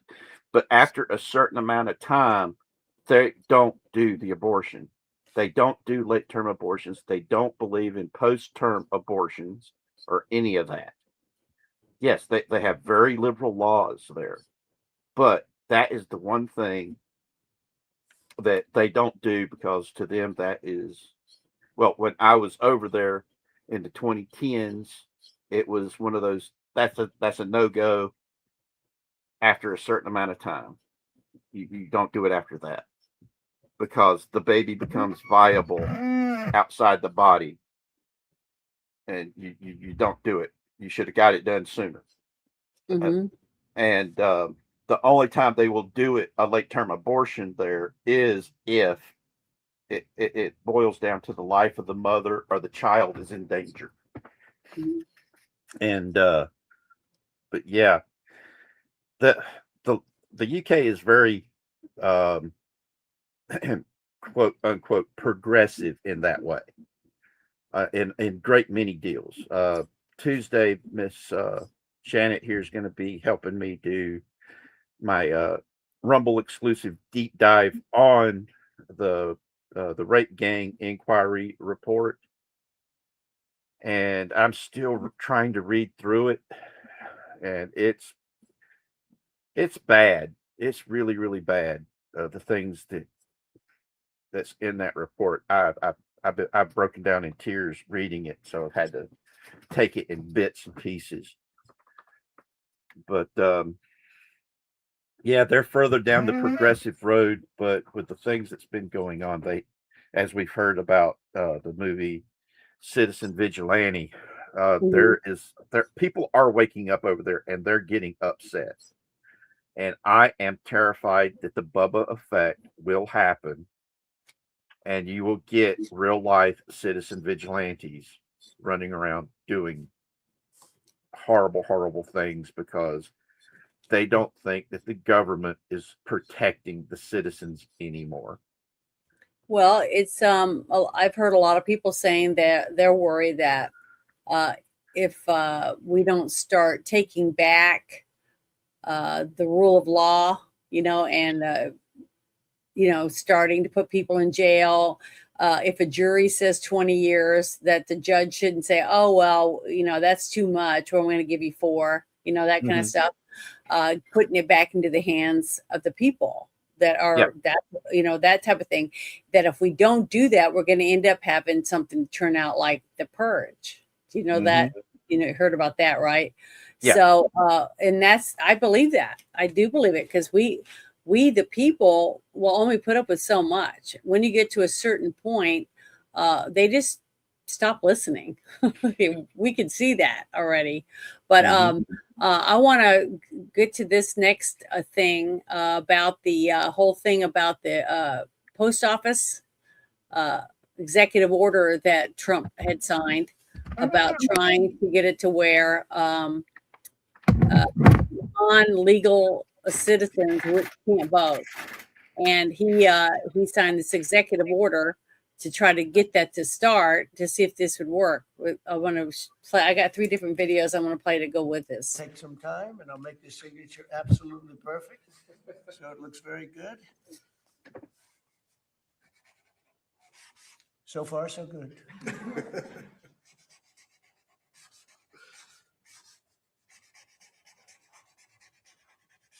Okay, so that's a big deal. Very proud of it. And I think, I don't know how it can be challenged. You'll probably challenge it. You may say, find a rogue judge. You got a lot of rogue judges, very bad people, very bad judges. But that's the only way that can be changed. And hopefully we'll win an appeal if it is, but I don't see how anybody can challenge it. I don't see how they can challenge it. Okay, so that happened. He signs an executive order so that he can have the Postmaster General stop mail from being, delivered in certain areas. Okay, and so I played that. That's what he did. And then this next one I'm gonna open. It goes with that. Just give me a second. Darn, I clicked on the wrong thing. Okay, it's this one. I think it's this one. Just give me 1 second. Oh God, I hate this when I do this. I always end up going to the wrong one. Here it is. All right. It says David Steiner, the U.S. Postmaster General, has informed Congress that USPS will not deliver mail-in ballots to states that refuse to comply with Trump's executive order, which ensures that people receiving mail-in ballots are U.S. citizens. And the Democrats are melting down. Now, I wanted to share that. I wanted you to see him signing it and talking about it and showing it, okay? Because he's trying to be transparent about what it is he's doing, okay? So he did that, and then you see him talking about it, and then we have this. This is the next thing. See, no matter what Trump does, it's never going to be good enough. And people are going to bitch and moan about Trump can't do anything. Trump should just arrest people. Trump should do this. Trump should do that. Trump is not a king, okay? We have laws and we have a constitution. Trump has to follow the constitution. That's what he's supposed to do. But now we have a federal judge on Thursday issued an injunction blocking the administration from carrying out President Trump's executive order directing the U.S. Postal Service to refuse delivery of mail-in ballots of states that won't verify their voters' identities. So every time Trump does anything and we have to drag it through court, it takes longer and longer and longer. The only thing you can do is find out if it's your state, if someone in your state is the one pushing this stuff. Mm-hmm. Okay, we got to stop this kind of crap from happening and get rid of these judges. Because if we get rid of these judges, the ones that they keep calling, just like he said if they get a rogue judge to do this, I don't see how it'll last. But the thing is, it still takes days and days and days and weeks and maybe months, okay, to get this shit fixed.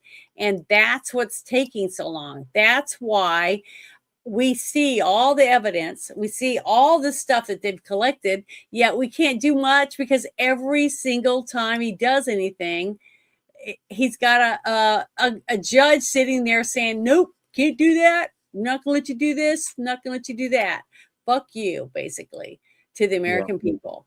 So until we just have to back our president, just like I've seen most people doing, and just keep doing that because that's really the only choice we have, is that we have to defend our president, and hopefully it'll end up working.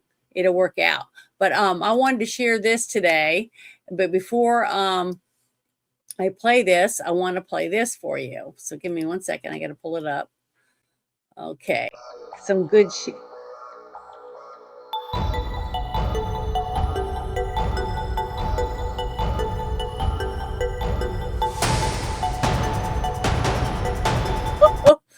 Okay, because this made me kind of proud when this guy, he's going to tell you about his 5-year-old son, and his son was suspended from school, and he's going to explain it to you. And I think it's great because I wish we had more dads like this. My 5-year-old is suspended from school for fighting. And evidently, I didn't react to the situation the way that the school administration thought I was going to. I get a phone call, I'm at work. The principal says, hey, your son got in a fight at school today. All right, is he okay? he's fine. We're going to need you to come in and talk about it. You want me to come in before school tomorrow or after school today, or how you want to handle this? And he said, well, no, you got to come right now because your son's not going to be able to stay in school today. I said, well, you just told me he was fine. Oh, no. He is fine, sir, but he's going to have to be removed from school today. So not fully understanding what the problem is. I leave work and I go to the school to have our little sit-down powwow. And you got the principal, you got the assistant principal, you got a counselor, you got a school nurse, and you got my son, and you got this other kid. Okay? And I look at my son, I say, you all right, son? He said, yes, sir. I said, all right. The principal, kind of steps in between and starts talking. I said, no, sir, hold on. I said, son, what happened here today? And my son proceeds to tell me the story. He said, this kid right here was picking on me at recess. And he wouldn't stop. And I said, son, did you ask him to stop picking on you? He said, yes, sir. I said, how many times did you ask him to stop picking on you? He said, one time, sir. Did he hear you ask? He said, yes, sir, he did. I turned to the principal and I says, hey, so what's the problem here? The principal goes on to tell me, look, we cannot promote this kind of behavior in the schools. And I said, I agree completely. Bullies should be reprimanded for their actions. I have absolutely no discord with that. I agree 100%. Kind of puzzled, the principal looks at me, he says, no, well, yeah, you can't have bullying, but we can't have fighting in school. The kid was bullying my son. My son asked the child to stop. The child did not, and he felt the repercussions of his actions. I don't see the problem here. He said, we have a zero tolerance for fighting. I said, this wasn't a fight. Clearly, my son beat the crap out of this kid, this bully. He said, your son's going to be suspended for 3 days. I said, is that so? He said, yes, sir. We can't have fighting in the school, no matter what. He should have told a teacher. Well, what was the kid doing to bully him? He said, well, we don't exactly know. And I said, so how do you know that he was able to tell a teacher? What if the kid was in his way? What if the kid was pushing him? What if the kid had hands on my son? I said, if you don't know the situation, how are you going to reprimand my son when you don't know what happened? Zero tolerance policy, sir. He's got a 3-day suspension. I said, that's fine. Not a problem at all. I turned to my son. I looked at the kid that he beat up. And the kid that he beat up, I said, son, I'll tell you one thing. You're going to think twice before you bully my son again. I turned to my son. I gave him knuckles right there in the principal's office in front of everybody. I said, son, I'm proud of you. I said, you aren't suspended from school for 3 days. I said, you got a 3-day vacation. It's hunting season. Let's get out of here. I loved it. I mean, because and the fact that he was brave enough to put this on social media and to do that and to do the fist bump in front of the principal and them and be proud of his son is important. And I wish we had more of that with dads and their kids, because the kid needs to know that their parents are behind them. When you tell your son or your daughter that I trust you, I'm proud of you, I love you, all those nurturing things that we're supposed to get, it's good for kids. Kids need to know that mom and dad have my back, and that when I do something stupid, I can tell my parents, but they're going to love me anyways, and they're going to help me through whatever my problems are. If we just had more parents that did that, I think that a lot of our kids would have better time at doing things, you know what I mean, in their own life. So I just wanted to share that because I think that that's important that you know, that we do and we share it with other people, because it's important to know that there's nothing wrong with loving your kid and being proud of your kid, even if they got in a fight. Depends on the circumstances. Now, I can tell you right now, if it was my kid that was the bully, I wouldn't be proud of my son or my daughter for bully. And we should tell our kids being a bully isn't a good thing. See, that's growing up, my mom and dad always said, you never start the fight, you finish it. If I find out you started a fight, not only are you going to get capital punishment at school, you're getting it at home. So I'll bust your butt because I ain't going to let you be a bully. Yeah. Mm-hmm. And it just one of the things that I just want to get along and do my thing and be left alone. And in my freshman year in high school, there was a bully that he broke my glasses. And I did not take that too well because not only was it this guy, this bully was a heck of a lot bigger than me. Because Yeah. at the time I was like 5'1", and he was 6 foot something. And he broke my glasses by slamming my head into my desk Mhm. in the middle of a classroom, in the middle of a class. And only one other student was did something. He basically pulled him off of him. He said, "You better stop." And when I looked at my broken glasses, yeah, I fought back by leaping over a guy that was like 6'3" that they kept begging him to join the football team, but he wouldn't do it. Yeah. He Mhm. said, "I felt a brush going back of my head and over my head." And then the next thing we knew, Richard Alvin just slams into this football player's chest with his hands grabbing each of his jugglers and just used his body weight to pull him to the ground. Once they got to the ground and he could stand up, he started just like waving him in the air like a rag doll, slamming him into to a wall, to the desk, to the wall again. Yeah. And then he let the football player go, and then the football player starts throwing punches, and he dodged the first two, and then he took the third one and smiled and grabbed him by the throat again and started throwing him around the room. And the funny thing is, our vice principal, when it was all done and over with, and his mother shows up and my mom shows up. She had to come off the mountain, and that was an hour drive. Yeah. I'm sitting in in front of the vice principal's office, looking at my broken glasses in my hands, going, "This isn't good," because my mom and dad barely had the money to buy me these glasses in the first place. She comes in. The football player's mom was the first one to get there, and so they get taken into the vice principal's office. And the vice principal says, "Could you put the pieces of your glasses somewhere safe so nobody gets hurt on them?" Okay. I put them in my pocket. And when my mom shows up, she goes, "Okay, what happened?" And I told her what happened while the football player and his mom was in the vice principal's office. She says, "They said your glasses got broke. Can I see them?" And I handed her my pieces of glasses. And she says, "Okay, here you go." And gave them back, and I put them back in my pocket. Then the vice principal comes in and says, "Okay, we'll talk with both boys and both mothers at the same time now. And then after they leave, I'm going to have the one-on-one with the two of you." So me and mom go in there, and we're sitting across from the football player and his mom, and I'm just sitting there, and the mom couldn't believe I fought back as tiny as I was. And my mom said, and the vice principal says, "We understand this fight got started because of this, and your glasses getting broken." And the vice principal says, "Can I see your glasses?"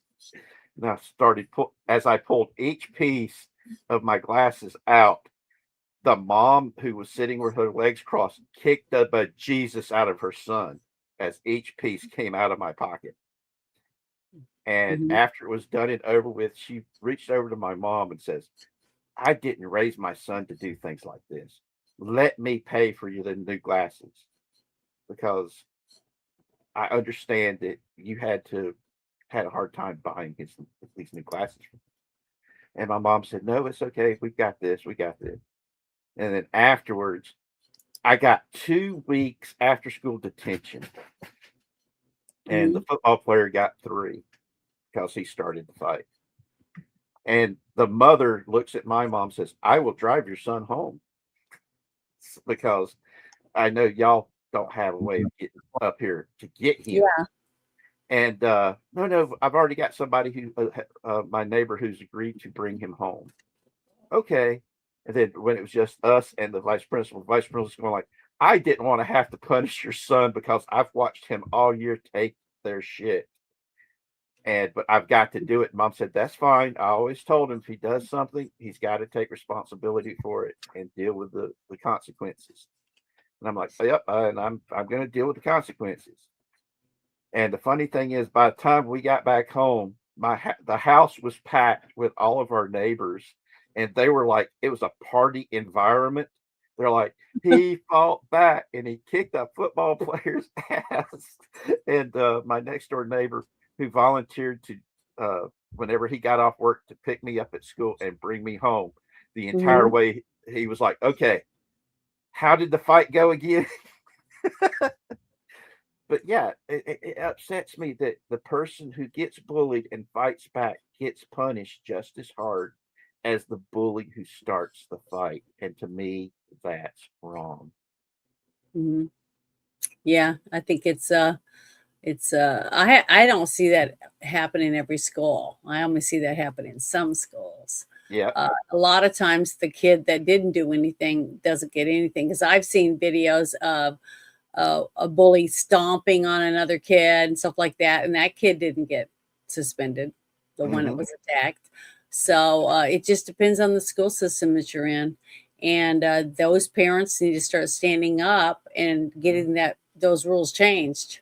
The ones whose kids are being bullied, but until something like that happens, there's not much you can do. That's why those school council meetings and all that stuff is important to go to as a parent. And you should try to go to as many of those things as you can. But this next thing is another thing that I thought was really important, because it has to do with Tulsi Gabbard's press conference. And this is Joe Rogan. He's talking to Taylor Sheridan. They're just having a conversation. He's the guy that wrote Yellowstone and stuff, that guy. And they're talking about this situation. And it's sad that you got to get somebody like Joe Rogan to talk about some people before even, the lowest liberals or whatever would even listen. You see what I mean? Because, if they think it's a certain person, doesn't matter what their evidence is. It's the fact that that person's saying it, that they just say, fuck you, I don't listen to those people. They're Nazis or whatever their dumb answers are. And that's the sad fact about it. That's why what Byron Donaldson was talking about earlier is it should be the American people, not the left or the right. And everything that these guys are going to talk about it shouldn't be left or right. That how can what this man did to everyone, Democrats, young, old, black, white, Asian, it didn't matter. He did it to all of these people. So your race or who you vote for should have nothing to do with whether what he did was right or wrong. See, that's where I'm having a hard time dealing with it, is because someone says, well, they had an R by their name, they deserve to die. See what I mean? When they had that, like me, I didn't get the jab, okay, and I never had COVID, but people thought I was trying to kill people because I didn't want to wear a mask and I didn't get jabbed up.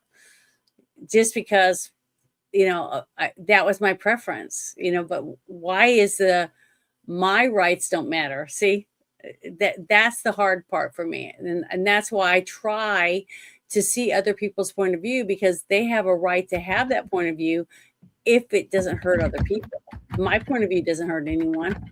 So, but that person thinks it is because I didn't get the jab.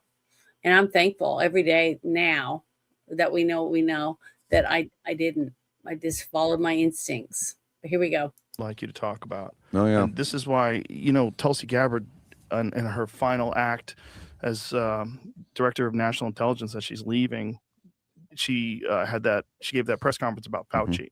And she talked about how he lied in front of Congress and that he absolutely used American tax funds to fund gain-of-function research through EcoHealth Alliance and through the Wuhan lab in Wuhan, China. And, no one's covering it. No. And by the way, didn't we all know that already? Well, we knew it, but my parents didn't. People that just read the newspapers and watch TV, they don't know. I've never seen anything as flagrantly obvious as COVID coming from the Wuhan lab studying COVID. Right. I've never. And you've got fucking news anchors keeping a straight face saying it came from the wet market. Did you ever see Jon Stewart's bit on it that he did on the Colbert Show? No. You never saw it? No. Oh, we need to play it. Let's play it because it's so funny because Colbert tries to like stop him from doing it and push back. And John, he's a great comic. He just gets up from his chair and gets louder and just plows through it. Really? Over Colbert's like trying to cock block his bit. He's like, it's a funny bit. And he's getting in the way. Oh, I'd like to see if you have information on that. I'd like to see it. And he just keeps going. He keeps plowing away. It's very funny. And it's in the middle of it, right? This was a courageous step because he was doing this when calling it out and saying that it came from a lab in Wuhan, China was somehow or another conflated with racism. Remember that? Like, yeah. If you said it came from Wuhan, China, from a lab, you're racist. Yeah. Like, how did you pull that off? Like, it's like no one's saying anything. It's racist. It's from fucking China. And it seems like Eco Health Alliance funded it. And it seems like we funded Eco Health Alliance. Yes. There's a lot of fucking paperwork. And by the way, there's studies on the fucking disease that they've been doing that are posted on the CDC website. They're posted on the fucking, my favorite was when you catch all the shit about ivermectin. Yeah.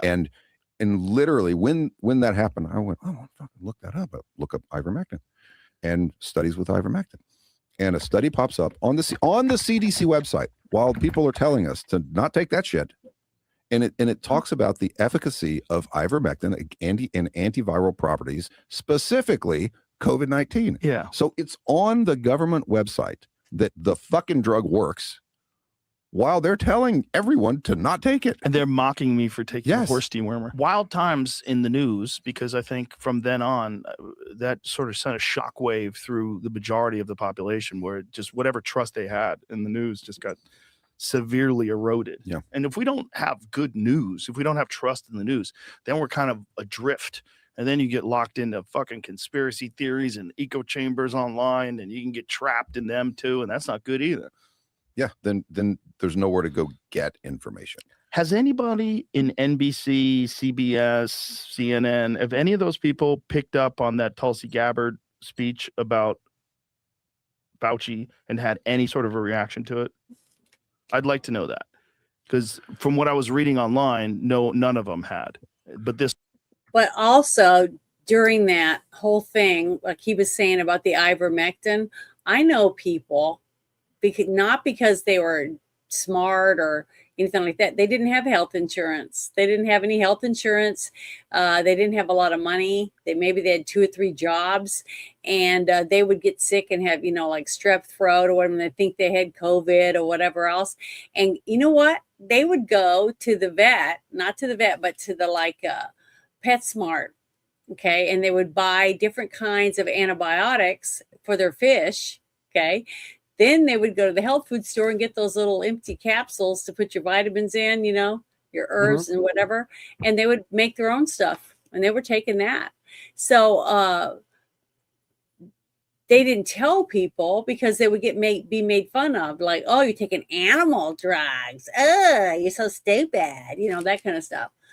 So a lot of people are getting smarter. That's like I said, people were saying, oh, Trump's not going to win because the numbers, on the news and all these little reports and stuff were saying the numbers were lower than that Trump's never going to win, But what was happening is what I believe is that they weren't telling people they were going to vote for Trump.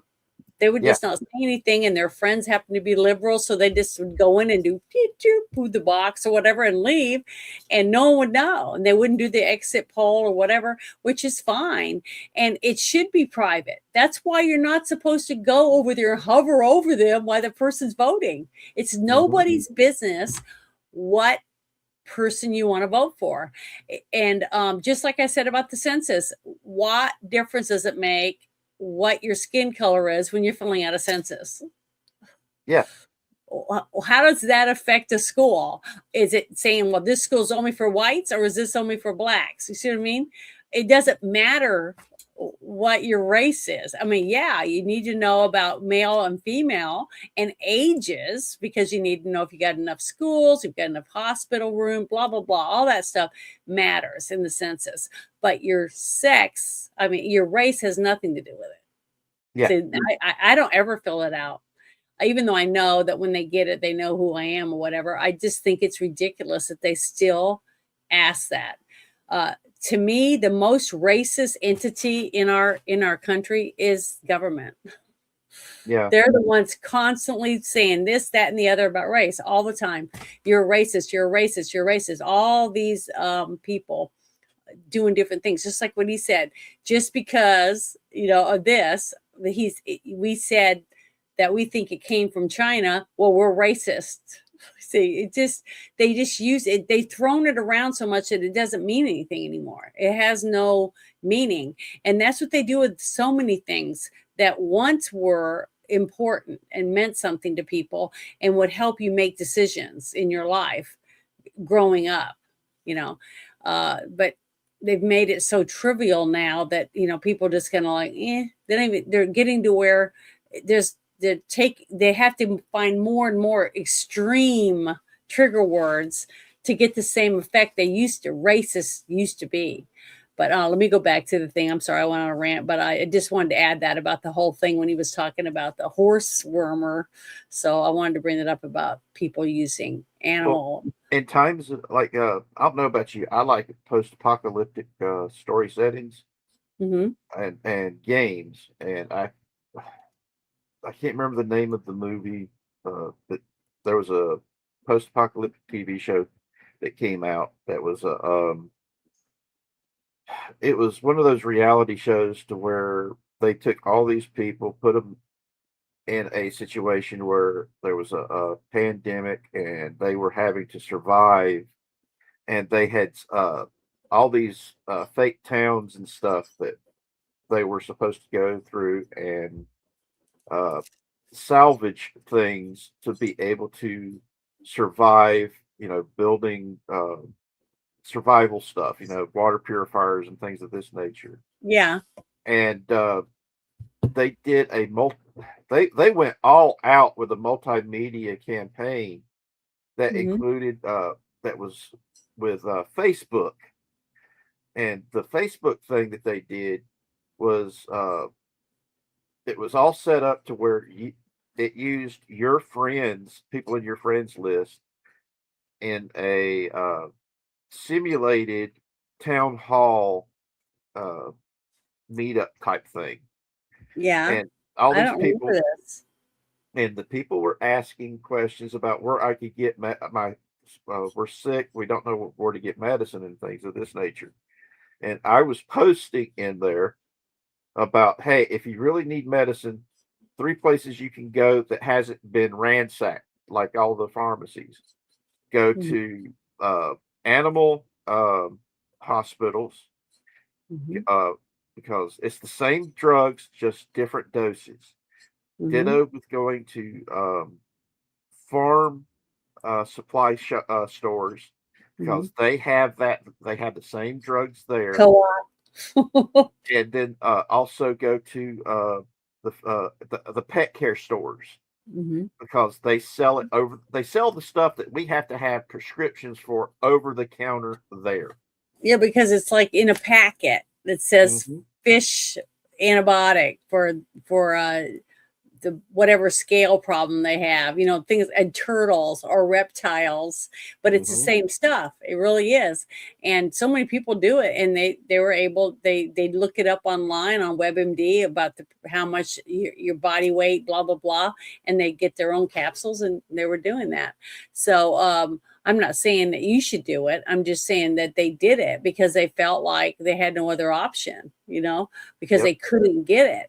They were being told they had to do this and they had to do that by the people they didn't trust to even get the shot from. See? So it was it forced a lot of people to have to go out and figure out things for themselves. And it reminded me of you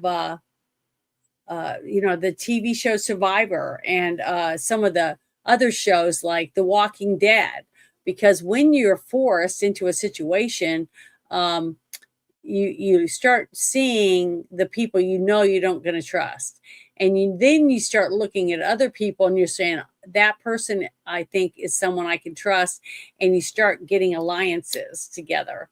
And that's how people will be able to survive, is because you're going to have groups that start gathering together, and each of them are going to add something different to their That's group. called that's actually in the prepper community referred to as a Mhm. mutual aid support group. Mhm. Uh, I did a major report when I was in high school, not high school, but in college, my second time through college, and I Yeah. did a very in-depth report on prepping. And Mhm. it's hilarious during COVID and a couple of other things. People that made fun of me for giving this report uh, contacting me goes, "Oh my God, you actually everything we're dealing with right now, you predicted it and how to deal with it." I thought being a prepper was just insane instead of just being a common sense, be prepared for anything. And I'm like, yeah, yeah, that's the way it is. And what what is he saying there for? Oh, he was singing a song. It's a song that we've played a few times in Discord and stuff. Mm. It's a song that he likes. So I'm But gonna yeah, This was as a sorry, I wasn't saying I'm gonna get back to this and finish this interview real quick. sweet. But go ahead. But yeah, Oh, it, okay. it yesterday. frustrates me I that don't know. people don't get being prepared. It's like one of the things I love about the Mormon people is part of being a Mormon is having a year's supply of food to feed your family in times of crisis. Mm-hmm. And that's one of those things that I wished I could do. Right now, I do have enough dried rice and dried beans and things of this nature in storage to be able to feed my family for 6 months. But that's as far as my preps go. Well, the thing is you remember our ancestors, not a long time ago, maybe one or two generations from us, Hmm. knew how to can. Yeah, Make we I did can that. make beef jerky. I know how to make a few things that you can use in air zip bags and Hmm. keep it and store it and put it away for a while. But a lot of people used to be able to do that, like pickle eggs. I know how to do that. There's just a few things I can do, but I have a sister that can do make jelly. Hmm. Because each of us wanted to learn something different. Because it just depends. I know how to sew. I can make costumes, jackets, clothes. I know how to crochet. I can make blankets. You want to So hear something? You want to hear something funny? I learned sure. how to sew doll clothes because I had to babysit my little sisters, Hmm. and me making them doll clothes kept them quiet. They'd sit there and watch me make their dolls' clothes. Hmm. And when I got to the Navy, people made fun of the fact I knew how to sew until they needed ranking Something sewed. signia and stuff sewed onto Yep. their uniforms, Yep. and they didn't have to wait the month of sending it through the ship's laundry. And Hmm. I could just and they'd give me $10. This was like in 1990. Yeah. $10. $10 was three McRibs. So I'm like, $10. But see, that's what I'm saying. That's what I'm saying. People will gravitate towards people if in a time of need, let's say, certain things are happening or whatever, and you go, oh, I remember so and so, they can do this. And I can remember so and so, they can do that. So those are Yep. two people we need to get a hold of and bring into our group because we're going to need that, you see? And Hmm. that will happen. And that's why. Don't burn all your bridges because you never know what tomorrow is going to bring, and you might Hmm. need their help Yep. tomorrow. That. Like I said, that's called a mutual support, a mutual aid support group. Hmm. And one of the things I learned when I was writing my report, even though they were on the other side of the country, they were very careful with letting anybody know about the preparations that they had taken and where they stored it, because they're rightfully afraid that if the shit hit the fan, people would be showing up at their door because they know you've got food, you've Mm-hmm. got medicines, help us live. And it's like I tell people, when you do that, that's your family's life raft. And you have planned it, unless you have planned for more people to be in your life raft, you've Mm-hmm. just got enough for them. And it goes back to the whole thing of charity begins at home. You have to start, it all starts and ends with securing your family. Yeah, and having that safe space. And you need to have a good rapport with these people, because when others, especially in a situation where a lot of people are going to have to go without something or a lot of things, it's going to make you a target when you have more. Okay. So you're going to need people you trust. I think I've said this in many, many of my shows, around you, because you got to sleep. You gotta I have can't remember. time to do that. Do you remember the name? I can't remember this guy's name. He was the big survivalist in the 80s that started a whole subgenre of survivalist people that would, No, I don't at a remember. moment's notice. My dad was like that. My dad was jungle survival. So they'd grab a bunch of guns and ammo and then head for the hills. Rule of thumb, they said, is one full tank of gas away from a nuclear target to be safe. And they focused on the marital aspects of survival. You know, having a cache of supplies, your weapons, knowing how to use your weapons, and maintaining them. But they never really focused on the survival aspects of it after that everything has got to settled to a point to where you could actually start agriculture and things of this nature. They never focused on that. But the modern day preppers, they focus on more than just, I need guns, I need food, and I need medicine all stocked up in my big ass bunker. The actual modern day prepper are focusing on skill sets, knowing skills, being able to do stuff. And did you grow up in the 80s or the 90s? In both, a little here and then a little bit more on the other. But the thing is, do you remember the survivalist trope of the survivalist bad guy in the bunker? That was a big issue back then. No, because they did early 80s, a lot of the post-apocalyptic movies would have the bad guys would be survivalists turned raiders. And no, I don't remember that, where they would go and steal stuff from other people. Yes, because they had that's the guns. What my dad, he tried to show us how you take 2 pieces of balsa wood, okay, and then you use 2 little branches that you break off, and you put the 2 pieces of balsa wood like that, and you put it in a hole in the ground that's really very narrow, it's very low, in a place where you think someone might step. And then you take wire, okay, and he took the wire and he set it all up, showed me how to hook it to the 2 pieces of balsa wood using tree sap, okay, so he did that. And then so that when they stepped on the 2 pieces of wood, the 2 wires would touch each other. Well, the other end of the wire was hooked to a grenade, but we didn't hook it to a grenade, we hooked it to a flash bulb, right?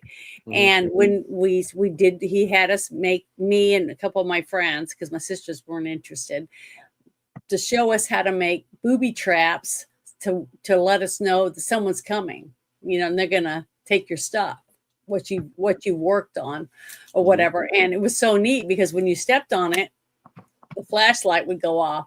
So I knew it would work, just little things like that. And that's what my dad he taught people how to do, especially people like pilots that crashed and they needed to be able to sleep, to stay healthy, to be able to get where they need to go, away from the enemy, to be saved or to be helped.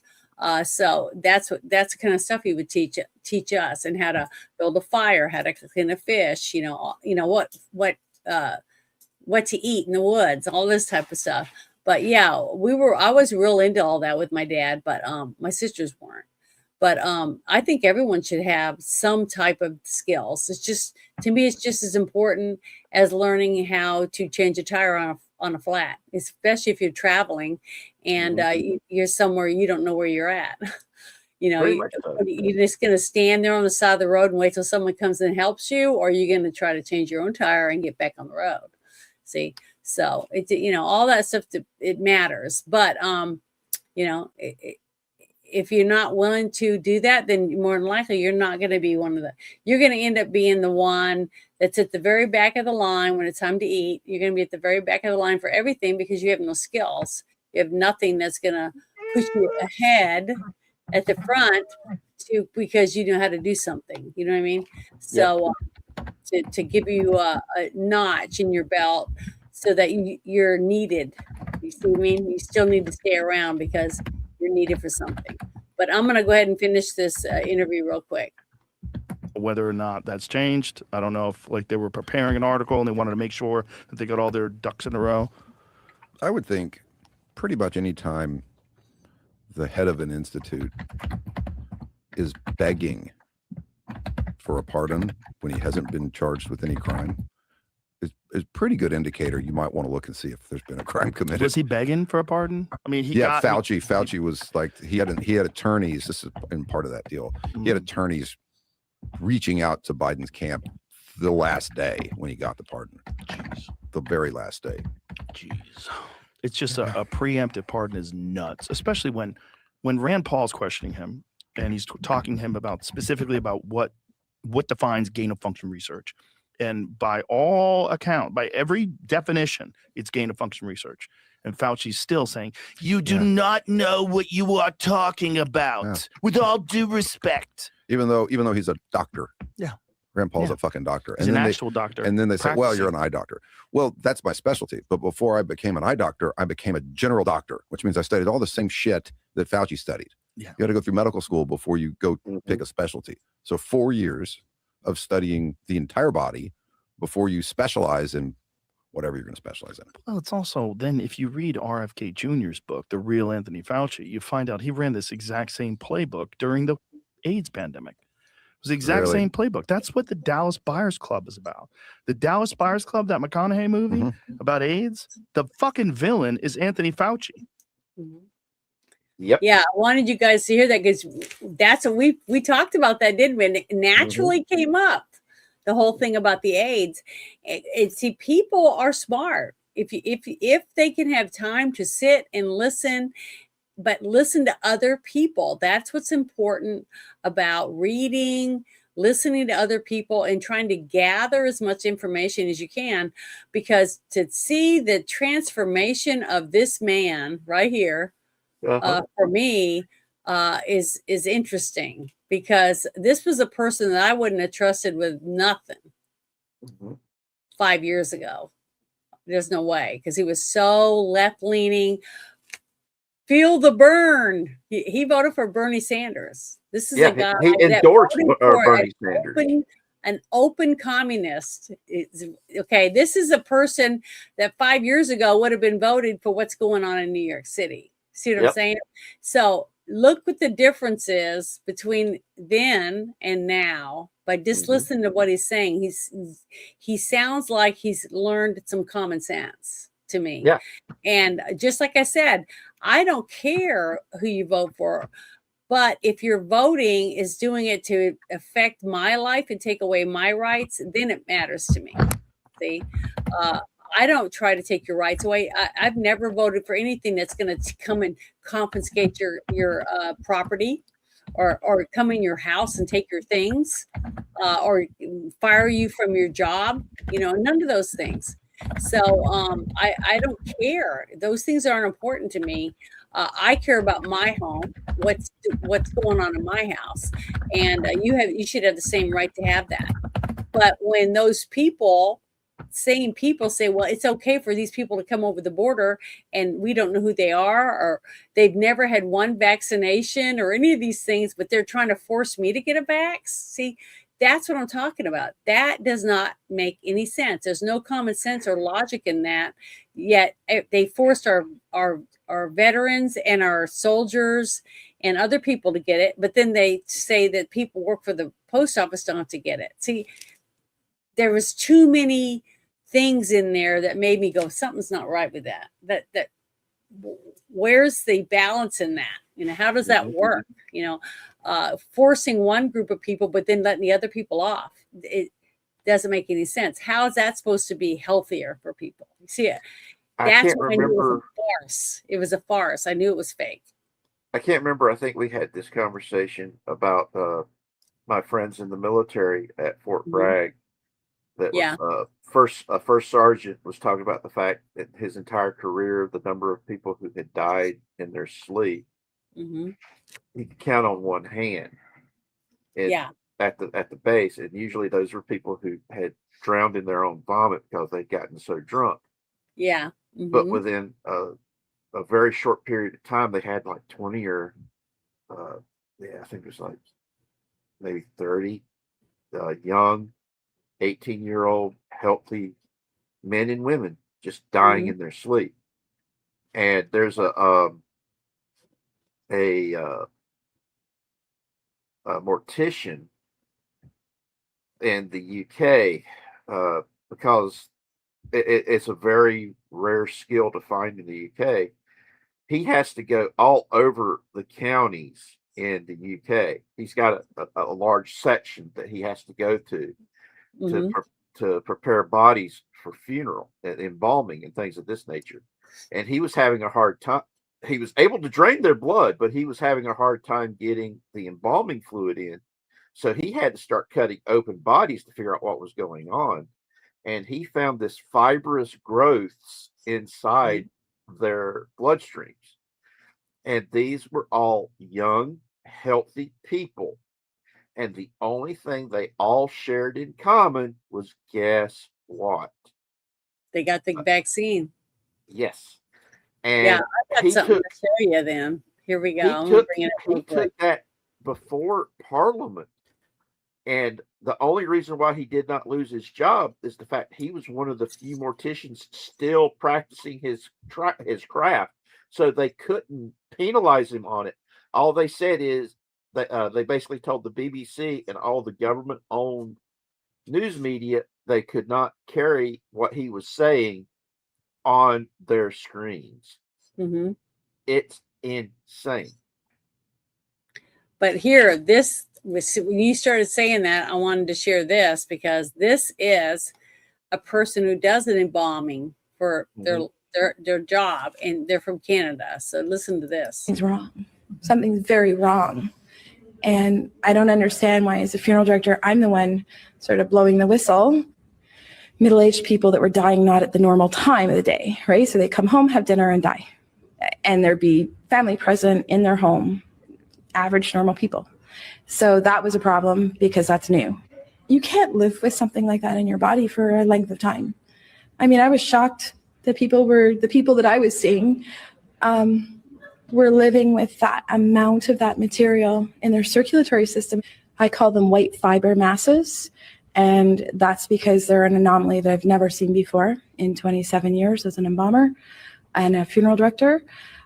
They're solid, so they're not tubular. They are solid right through. They are an exact cast of what the circulatory system looks like inside our bodies. And they often have a current jelly clot incorporated into the tentacles of the white fiber masses. I was seeing that the white fiber masses were getting bigger and bigger and bigger and bigger. There's Australian embalmers, there's British embalmers, and now I'm having Canadian embalmers that I talk to that their experiences have been basically the same. They have the same concerns, and now they're expressing that they're absolutely in fear for their own lives and the lives of their family and friends. Yeah, I thought that was I had that for later on, but when you brought it up, I was like, well, I guess it's a good time to bring it up because that's one of the exact same things that I wanted to share, is because it's a fact. It's happening. More and more and more people are seeing it. But the thing is, 2 years ago, my friend I was telling you about, how I met Chris Moore, she was in her kitchen one day. Her mother had died, and she started trying to understand what happened. Why did my mom die? How come she got cancer and died so fast? And then she had went, and got the shots and stuff. And she decided to check her own blood and see what it looked like under a microscope. And she said that God told her to buy one of those microscopes that you could take videos with and stuff.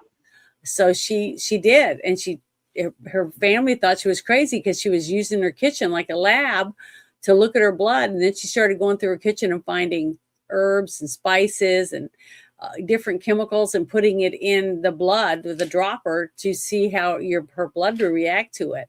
And she had bunches of it on video. But over time, she started realizing that some water supplies have the same thing in it that our blood does. So it's like they're trying to find any way they can to make sure that we all get it. Get the vaccine or whatever you want to call it. So, and she showed a bunch of this stuff on there, and she talked about how she found the right mixture of herbs, and stuff to make the supplements that she's made to help people with their blood. And she'll do an analysis herself. It's just really interesting how she did it. And she wasn't a doctor or anything like that. She said she had a dream and that God told her that she needed to do this. She's going to help people. And that's what she started doing. And that was one of the first videos I had taken down by, because they said that was medical misinformation, blah, blah, blah. Even though we said we're not doctors, she's just a grandma in her kitchen, using a That's one of those microscope. times. That's why I like Rumble. Whenever I have something that needs to cut, Well, see, I didn't know at the time that they were going to throw a tantrum over it. So it's the same reason why when we do the rape gang inquiry report, it's going to be that deep dive is going to be a Rumble exclusive.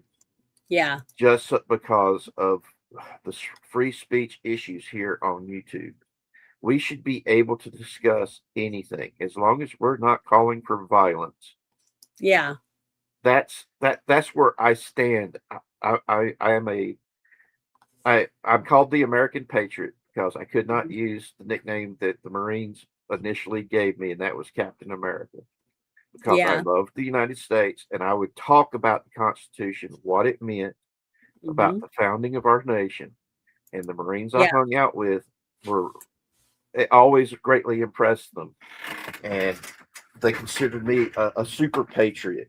And in the comics at the time, that was a big deal, because there was a comic that came out with the character the super patriot that ended up becoming U.S. agent.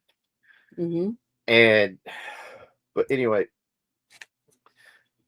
I consider myself politically a conservative, constitutional libertarian, because I want as limited of a government as we possibly can have. Because the bigger government gets, the more corrupt it gets. That is a historically proven time after time after time. Too many hands in the cookie jar. So, and then you start rubbing elbows with everyone. That's what my mother always said. Yep. And it frustrates me because people try to think that I'm cold-hearted, but if the people that know me will tell you, no, he is one of the kindest, most compassionate people you'll ever meet. He will give you the clothes off his own back. I have housed homeless people in the past to help them get back on their feet. And that's a family thing. We would help people in need. even when we didn't have much, we were still helping others. And it frustrates me because I hate being called stuff I'm not, because I know what it's like to be falsely accused of something and then have my entire life destroyed over it. And I hate that, and I don't want to see anybody else go through it. Yeah. And this whole mess with the way that we've been dehumanized for over 50 years now, it upsets me, and it makes me want to try to find a way to deal with it. And that's why I created my channel. God was putting it on my heart. Stark of Iron interviewed me on his channel about everything I'd been through, and did my life story in 4 Saturdays. Yep. And we went for 2 to 3 hours at a time to get through everything. Yeah. And everybody kept telling me, you need to start a channel. You need to start a channel. You need to start a channel. My sisters, all 3 of them were like, you need to start a channel. And so I decided, okay, I'm going to make a channel. And Tony helped me come up with the name. And he also helped me get everything, get the ball rolling to do it. And so I greatly respect him. I consider him a YouTube mentor. And I love him like my brother, because to me, he is my brother. And I just think that when I made my channel, it was all about bringing people together with diverse outlooks, and get them to come together, sit around the campfire, and have these conversations, and prove to the world that you can disagree with somebody and not hate them, that you can be friends with somebody you disagree with, because that was how I've lived my life. I had a lot of friends who were more left wing than I was. I actually had a college professor whose family was in really major Democrat elected positions, who said that if I ever ran for office, he would vote for me, even if I ran as a Republican, because I put the Constitution first. I put the country first. I did not like party politics. It was all about the issues, period. And he said that because of that, he would vote for me no matter what. And that to me was the biggest compliment I got paid, got given during my first time going to college, was having a teacher say that, and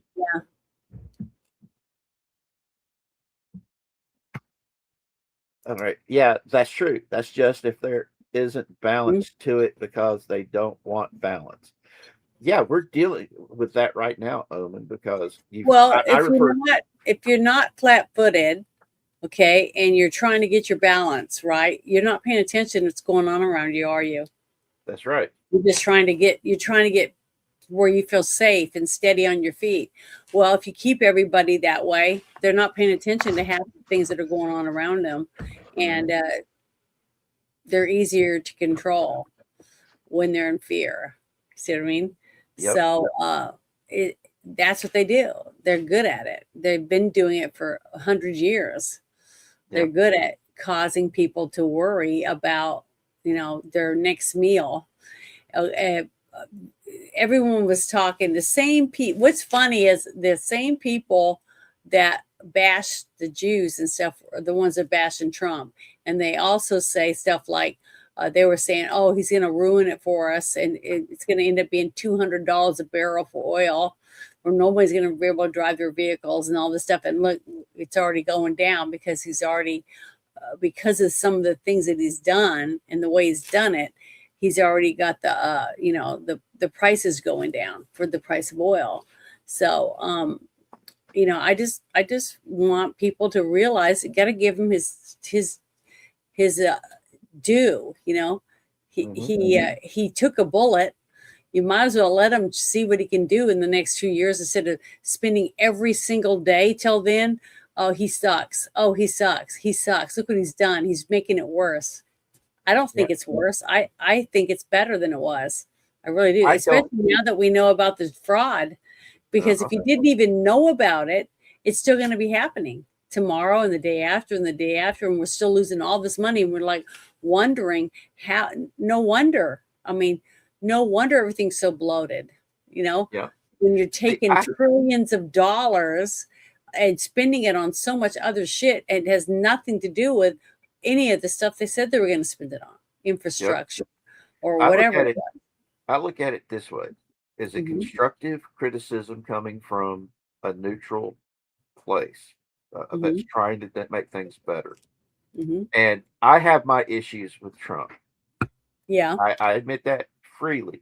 When he does when Trump is good, he's good. When Trump is bad, he's bad. And I call it out. And it frustrates me. It's like when Obama was in office, everything he did, the media protected and defended it. Period. No matter how messed up it was.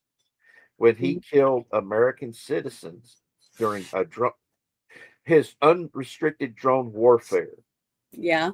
Was one of, to me, a war crime, a crime against humanity, because he was using drone strikes so much it wasn't even funny. That he killed 2 American citizens in the middle of a crowded street at a coffee house. This American citizen, Alaki, I think was his name. He was sitting in this busy coffee shop on the corner of a busy street, and they hit it with Hellfire missiles, killed a whole bunch of people. 6 or 7 hours later, when this guy's 16-year-old son went to see where his daddy died, they drone striked it again. While all the emergency services people were trying to get the people who were still alive out of the rubble. He also did this. He would drone strike weddings just because, the roommate of the cousin of this particular terrorist might be at this wedding. That's why we went from having a lot of goodwill in the Middle East to none. Yeah. It's outright hatred. Well, they have a lot of reasons to hate us because we've had so many criminals involved in the way things are done. And I think a lot of people are hoping that Trump, at least from their perspective, is going to come in and fix a lot of things. And I heard the same, from a lot of people from different countries that they wish they had, a person like Trump running their country. Well, look at what's been going on in the current elections in Central and South America. Trump-like figures that are supported by Trump have been winning hands down in those elections, which kind of in many ways corresponds with the fact that U.S. aid money isn't going there no more. Yeah, I know that we talked about that before, but I do believe that. I believe that it takes time though, sometimes once the money's turned off to see the aftermath of that. And it could be this time next year, before we see a lot of the others suffering for whatever they were spending the money on. But I want to share this real quick. I think it's really, really, really good because Mike Lindell was sued by the people that made the voting machines that we have so much evidence proving that these things are too easy to hack, get online with and stuff like that. But Mike Lindell had they dropped all their charges that they were trying to go against him. So I wanted to play this real quick. for everybody so you can hear it.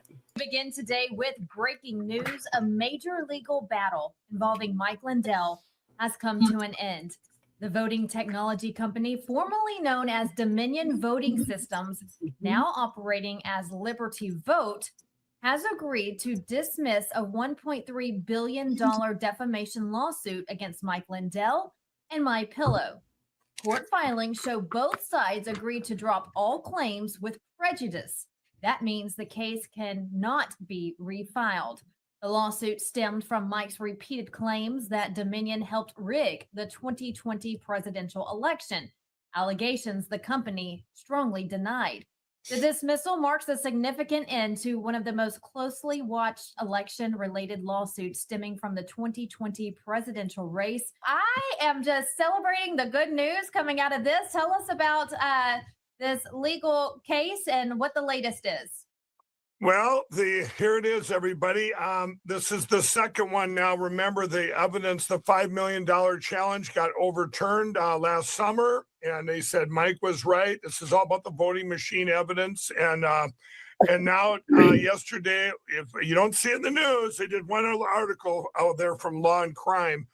Dominion dropped the lawsuit against Mike Lindell and MyPillow. That was yesterday. So, and I just want everybody to know it doesn't mean anything that I'm going to stop fighting these voting machine companies to, it was a nice gesture, but we are going to go, we're all in to get them, get rid of them, get to paper ballots hand counted. And here I'm going to announce right now, it should be within the next half hour. We're going to be posting on Lindell TV, everybody. It's 800-page historical drop of the voting machine evidence. This has never been seen before. A lot of it you might have, we have bits and pieces were out there. This has been compiled over the last 5 years. This will be right here on Lindell TV. It'll be posted, like I say, in about 20 minutes. We're doing a press release on it, and anyone that ever tells you then, Vanessa, that ever says, oh, there's no evidence, this is like a library. It's a historical library with 500 and some articles and 100% evidence that back each thing up. This was actually part of this given to the president when he was told by when he walked off that's reporter a few weeks ago, and he re-truthed it. So it's a very exciting day. We're going to tie in, all this stuff going on, and then but it is people, it is a relief for me that I don't have to MyPillow, which never did anything when Dominion sued them for $1.3 billion with a B, everybody. And my employees had to sit and worry about that because their CEO is out there practicing his free speech. And so this is a big relief. So we got 2 down. We are also appealing. The appeal just went out. It'll go out today. The Colorado case that MyPillow won a year ago. Vanessa, you were there. MyPillow won, and this is the last piece of that where we're putting in the appeal, and hopefully they rule on that very fast. It seems like the voting machine companies are falling like dominoes here. And then we have the last one you'll see in the news, Smartmatic here in Minneapolis. That's like a parked car. It's sitting there because if everybody remembers, the judge made a ruling before even going to trial that I defamed them. And then a week later, it came out that Smartmatic is in fact committing crimes with their company, with their voting machines and against other countries. And that'll, a lot of that will be coming out too. But that was funny with that one because I'm going, okay, a week after this judge makes this ruling here in Minneapolis, it all comes out that, yes, it's a criminal organization, basically. It's like I defamed the mafia, right? I figured it'd be like my cousin Vinny going, okay, in light of the new evidence, case dismissed. But according to my lawyers, that's now how it is. It can just sit there like a parked car, and, judges can sit on it as long as they want. Yeah, I thought that was pretty good. I'm glad that it finally is winding down, but the fact that they're changing their name, these companies that had those machines, they're changing their name and trying to just slowly leak into the woodwork, because they don't want to have all this stuff that's coming out come out. They just rather not see it at all. So that is really nice. You know what I mean? It's really nice to see something good for a change. But here, I wanted to close tonight with this because I think it's awesome. It's another happy thing because I try to have good shit on the shit show also. So I'm going to play this because I think it's awesome. It says President Trump reveals his administration is working on national right to carry. This would be an absolutely huge step towards bringing back the true meaning of the Second Amendment. So I want to share this because I think it's really, really good. The NRA, everybody, they really have been. They've been with me right from the beginning. And Bill asked me, would I support the national right to carry legislation? How do you feel about national right to carry? Yeah. That's my free poll. You know what that is? That's a free poll. I don't have to pay $300,000 to somebody that doesn't even do polling, to give you phony numbers. See, those are real numbers. National right to carry. Yeah, we're working on it. The NRA, everybody, they really have been. They've been with me right from the beginning. Awesome. And Bill asked me, would I support the national right to carry legislation? How do you feel about national right to carry?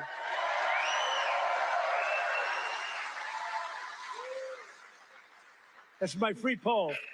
You know what that is? That's a free poll. I don't have to pay $300,000 to somebody that doesn't even do polling, to give you phony numbers. See, those are real numbers. National right to carry. Yeah, we're working on it. The NRA, everybody, they really have been. They've been with me right from the beginning. That is So really cool. good. Yeah, it's really good. I'm thankful because little things like this. But the thing is, if it's done with an executive order, it doesn't help us. We have got to get our Congress to give us what we want. We asked to get the people back over the border where they belong so they can't keep committing crimes and that we're not emptying our coffers, taking care of them instead of our veterans, things like that, right?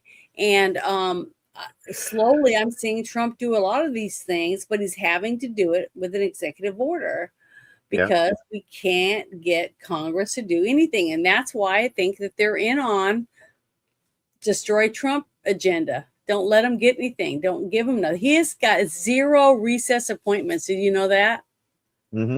Compared to all these other presidents that have hundreds of them, Trump has none, not a single one, because every time they do what they're doing right now, they send someone in just to bang the gavel, so he doesn't have the right to do it.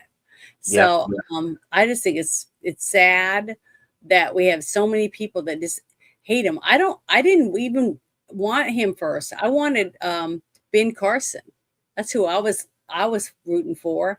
And I wasn't for Trump at all because after seeing him on some of his shows, I just said, I just didn't know if he was presidential material, because he's always got some, some stupid comment to make sometimes. But I think he's I don't know. He's impressed me a lot. Okay.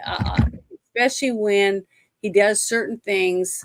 It just makes me feel I'm happy to have him as president. I'm so thankful we didn't get the other one. The opposite side. Well, I look at it both when it came to, I've said this before, I'll say it again. My vote for Trump in 2016 was bought and paid for by Hillary Clinton. And he earned my vote in 2020 and 2024 because he said this is what he wanted he would do as president. He got into office the first time and he worked his butt off trying to do everything he promised he'd do except for putting Hillary in jail. And in a way, I get it, because if he would have done that, they would have been able to say, see, he's being a fascist, putting political opponents in jail. Mm-hmm. Because they would ignore all the criminal shit that she had been doing. Even if they had her on video raping, killing, and eating a 2-month-old infant, Mm-hmm. they would still make the accusations. No. This is him just being a fascist and going after his political opponents. And I've said it before, and I'll say it again, that the Democrat Party is a supervillain with the best PR machine on earth. Yeah. Because they can get away with anything. It's like the fact that they keep trying to tie Trump to Epstein, even though the FBI has repeatedly stated that Trump was the one that was giving them insider information that allowed them to get close enough to take Epstein down. All of the victims have come out and said that Trump wasn't one of the people that victimized them. Yep.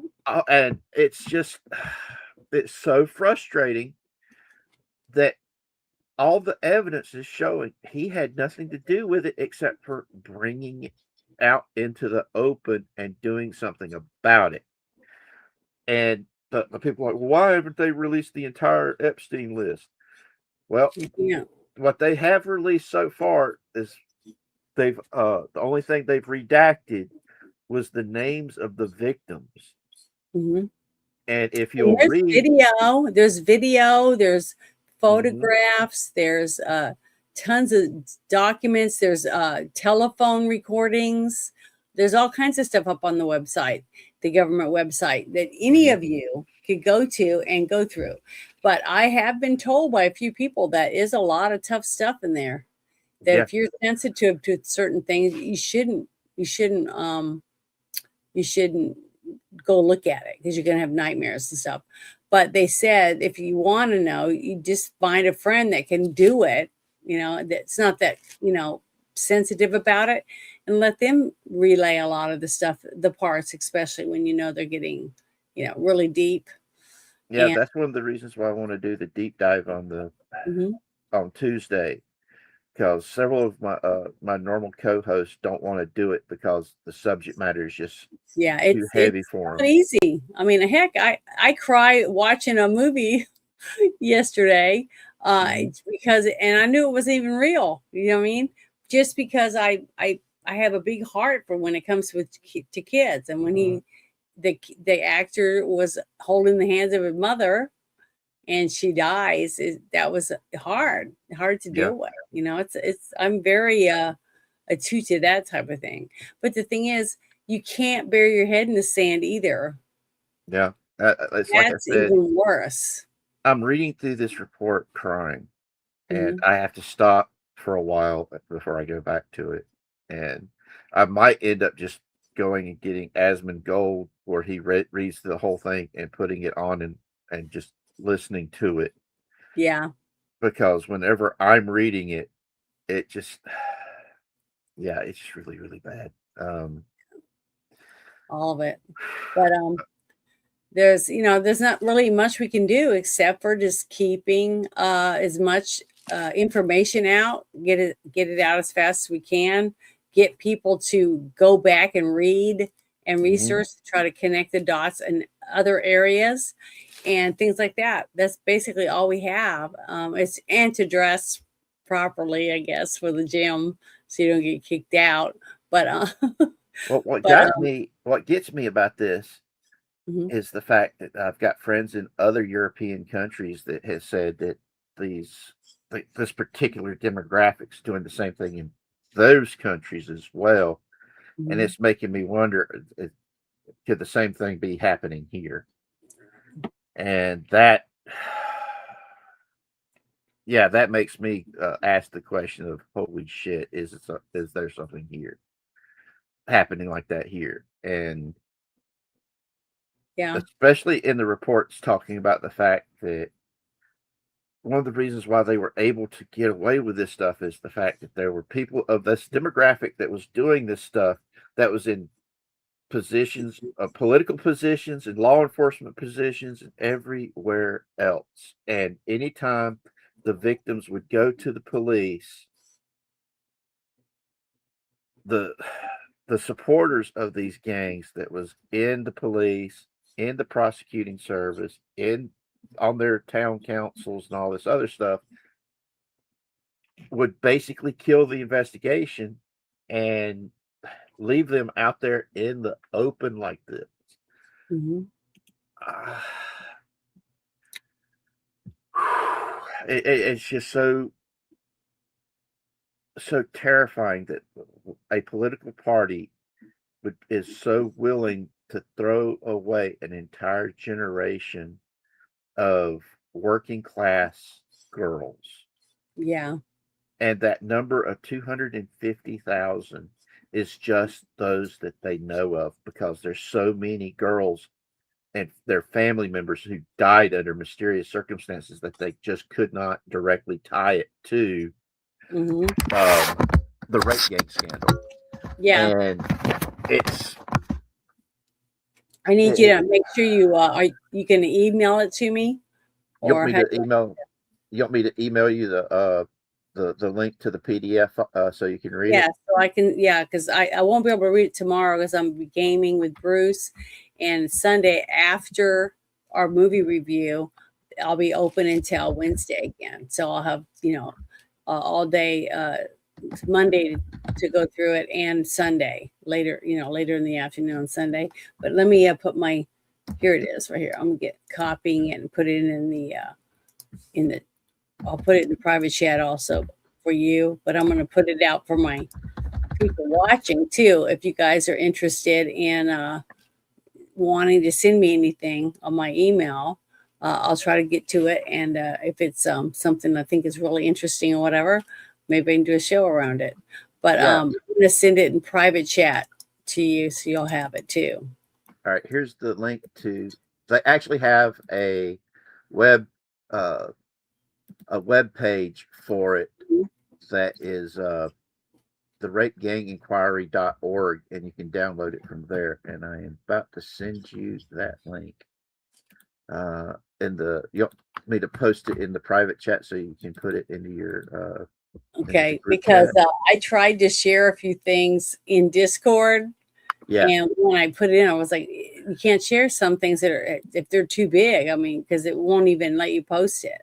So I'm going to copy this right now. I'm going to put it in the in my notes on the side over here. Let's see. Because I mean, what upsets me so much about all this is the fact that the government's entire purpose is to be a servant to the people. The government doesn't have the power. The people have the power, and they loan it to the government. And I just can't get over this. That something like this is happening, and an entire political party is allowing it to happen and are making sure it can happen by going after all of the people that are trying to put a stop to it. It reminds me of the Jimmy Savile stuff that was going on there in the UK. So when you watched that movie, did this get you all riled up? This whole thing after reading that, yes. What you have read, because that one scene with the Muslims in the living room and everything. Yeah. Rick, and then you get to see the flashbacks to the crimes that was being but committed. it's the way he handled it is what got me going. Got me all riled up, and the way he handled the teenage daughter that was posting horrible things about her after she had already went through that brutality, right? Simply because she was showing her wrists, stuff like that. Girls show cleavage and they show their wrists and their ankles, and that meant that they deserved what they got. See, that's what I'm saying. When they can drag a woman out into the street and stone her to death because she was not wearing her job when she went shopping at the market, or something. Yep. I posted something today on my timeline about a woman that was did one of her shows and she didn't have her job on, and she's been going to get 200 lashes or something like that. And she can't leave the country for 2 years. So that's huge. And that's what these young women don't understand, what they're voting for in New York City, right? They have no idea that you think you're going to get all this free stuff, and the men are whining and dining you right now because you're young and pretty. But once they get their way, you're going to be chains. You're going to be in chains, because being forced to wear a hijab and cover every inch of your body because of a man looks at you and thinks, oh, she's got a beautiful wrist, she deserves to be raped. And then they all throw you on the ground and rape you. And then now you're a tramp and you're trash, and you're soiled. You have to beg in the street for food and money, but you can't uncover yourself or you're going to get beat again. That's if they don't kill you, after they stone you. That's one of those things that it's terrible. That's one of the things I have nightmares about, of the stuff that I've seen, because first people I ever witnessed murdered by their government. There was a gay guy that got tossed off the top of a building.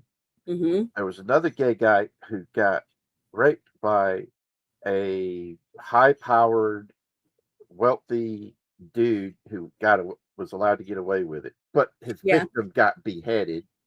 I witnessed this woman that had been raped that could not get enough men to stand up and say, yes, she was raped, be stoned to death. And these things I will never forget.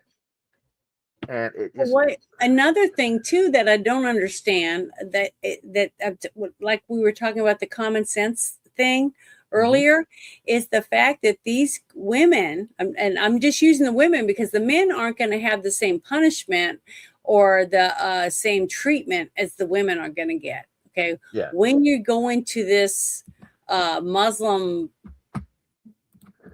voyage, whatever you want to have, I'm trying to be nice about everything. And she's thinking they're going to be so nice to me because they're treating her nice right now. But then you find out your friend that's either a lesbian or he's gay, right? Just like you said, they throw him off a roof and kill him. But they're allowed to do those terrible things to you like you're an animal, right? Treat you like that. And then the way that they treat the people that are gay, but yet that you and I are still the bad guy. See? But they're willing to vote for these people that are doing this, that do it all the time. They do this kind of treatment to women and to gays all the time. And they could take your daughter from you, because that's why I did the movie review for Not Without My Daughter with Sally Field. Yes. And I'm still getting views on that review on my channel. And I told everyone, you guys need to watch this, male or female, because not just the fact that most men, if you convert, okay, because if you convert, you'd have to convert no matter what, because if you're not a Muslim, you're an infidel. So they can lie to you, they can say whatever they want. And I tell people, go back and watch Mandami when he's sworn in. The woman holding the Quran isn't even holding it with her bare hand. She's not allowed to, because she's unclean. Well, they don't. That's the whole thing in Islam, is women are unclean. They are there's more women in hell than there are in heaven, which is kind of weird, since they say martyrs get 72 virgins. Yeah, but they're always virgins. Okay. A girl that is old enough to give birth, she's unclean now, simply because she has a period. Okay. And she has to do certain rituals, killing doves and all this different stuff, just to be clean for a very short amount of time until she has another menstrual cycle. But during that time, she's not allowed to do a lot of things either, because she has no rights. So it's if you just paid attention and researched it, it's harder and harder to research anything because you got Google everywhere, and Google can pretty much set the algorithm to where you can't find anything. I mean, I send people my link to my YouTube and my X, and a lot of people said they can't even find me because I'm so far down on the scope. It's hard for them to find out where I'm at. Even people that know me personally, that know me in real life, that not just online. They say, well, I can't find you. I've looked for your ex and I can't find you. There's a whole bunches of Janet from Another Planets. And I'm like, well, that ain't me. So I have to send them my actual link or they can't find me. But yeah, we'll have to, you have to get this all set up and put it out there. And, you know what I mean? Get people to know that you're going to be doing this on Tuesday, because it is going to be tough, though. It's going to be really hard to do it. I'm in the process of making the thumbnail that I'm actually going to end up using, since right now it's looking like it's just going to be you and me as hosting it. That's okay. And because I really would have liked to have had others involved that are more normie, that's not really political involved, so that to get their reaction to it, because everybody I know that has read it has said pretty much the same thing, that it's a travesty of justice that it happened. And every politician, every police officer, every prosecutor that had anything to do with covering this stuff up for all of these years have committed treason against the British citizen, and they need to be punished accordingly. And I agree. I mean, there's no other way of putting it. You think they will be? I don't know. I really don't. I have a hard time seeing any of those politicians being punished. I can actually see those politicians that had did this, that have died in the meantime, them putting all the blame on them, and the fact that they're already long dead being the ones that might happen. And it's just so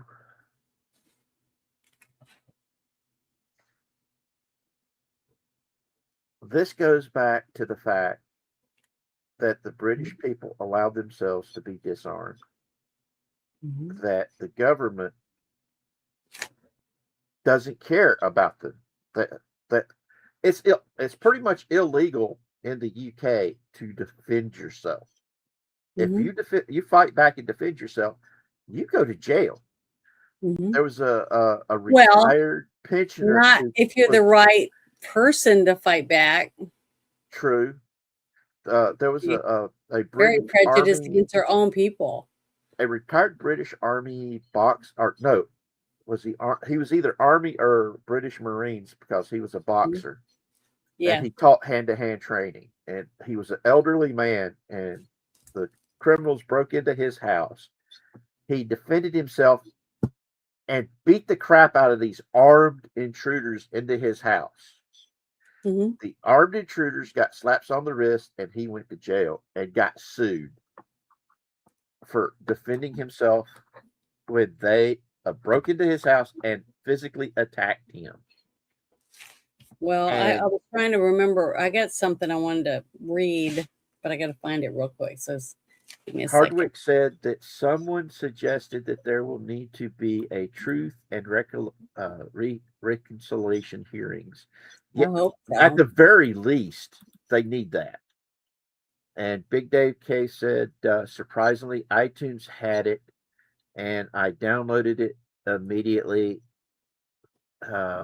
That, or you gotta sell the C's to get a copy. Yeah, the movie Not Without My Daughter is really hard to find. There's another one that was made, the stoning of it had her name. it was an Iranian woman that her husband made up the accusation that she was an adulteress, and they stoned her to death, and they actually forced the first stone to be thrown by her son, her young son, Yeah, and it because was you a true gotta story. remember, women have to have so many witnesses to prove that they are not lying. A Yep. man only has to have himself, because a woman is worthless. They're worth nothing except for sex and procreation, basically. Yeah, and So, even just sex is um because they'll go after goats and sheep and oh yeah, stuff. and young boys are procreation. Yeah, and there there was I was actually Pleasure, whatever. I debated having this conversation on Fireside Chat as one of my things to laugh about. Yeah. Was there was an Afghani refugee in Europe, I think it was in France, Mm-hmm. raped to death 4 goats. Mm-hmm. Let that sink in. They arrested him for raping to death 4 goats. Was that in another country or here? It was in France. Okay. Well, 4 goats. I know, but it's shocking they arrested him for raping and killing goats when they don't arrest him for doing it to people. Yeah, it's that's what I was gonna say. Where was it? Because but I want to read this real quick because I want to see what you think about this. Okay. Would a Muslim nation invite millions of Christians into their country and allow them to start building churches everywhere? Of course not. Then why should we let them invade our country and build their mosques everywhere? I mean, just look around. You go to one of their countries, look how they treat Christians or anyone of any other faith than theirs. It's like in But Iran. yet we're supposed to be like this. Come on, welcome. And we're going to hand over everything because they don't assimilate. Just like I said, they'll bring in a group as refugees or whatever, and they have a man and 20 women, right? Yeah. Then all the women, get their own place, own apartment or whatever on the same street or block or whatever. He just goes from one apartment to the other. And then within, 20 years, they got 50 something kids. Those kids grow up, and in one generation, they're running for office and everything in that area because they take over. That's how they do it. That's why they always outnumber us, because they have multiple wives. Okay. And even though legally on paper, they're not married in our country, but because it's illegal to have more than one wife, but they have them. And guess what? We're paying for them. We're giving them a place to live. We're giving them medical care. We're giving them school, doing all that. And their kids are growing up understanding the laws because they're learning, a lot of it through school, but from us, our education that we paid for, and they're taking us over. Because all they have to do is take so many generations and they outnumber everyone. Because when they're having 50 kids with one father, and our father is having 2 to 5, maybe, that you can't compete with that.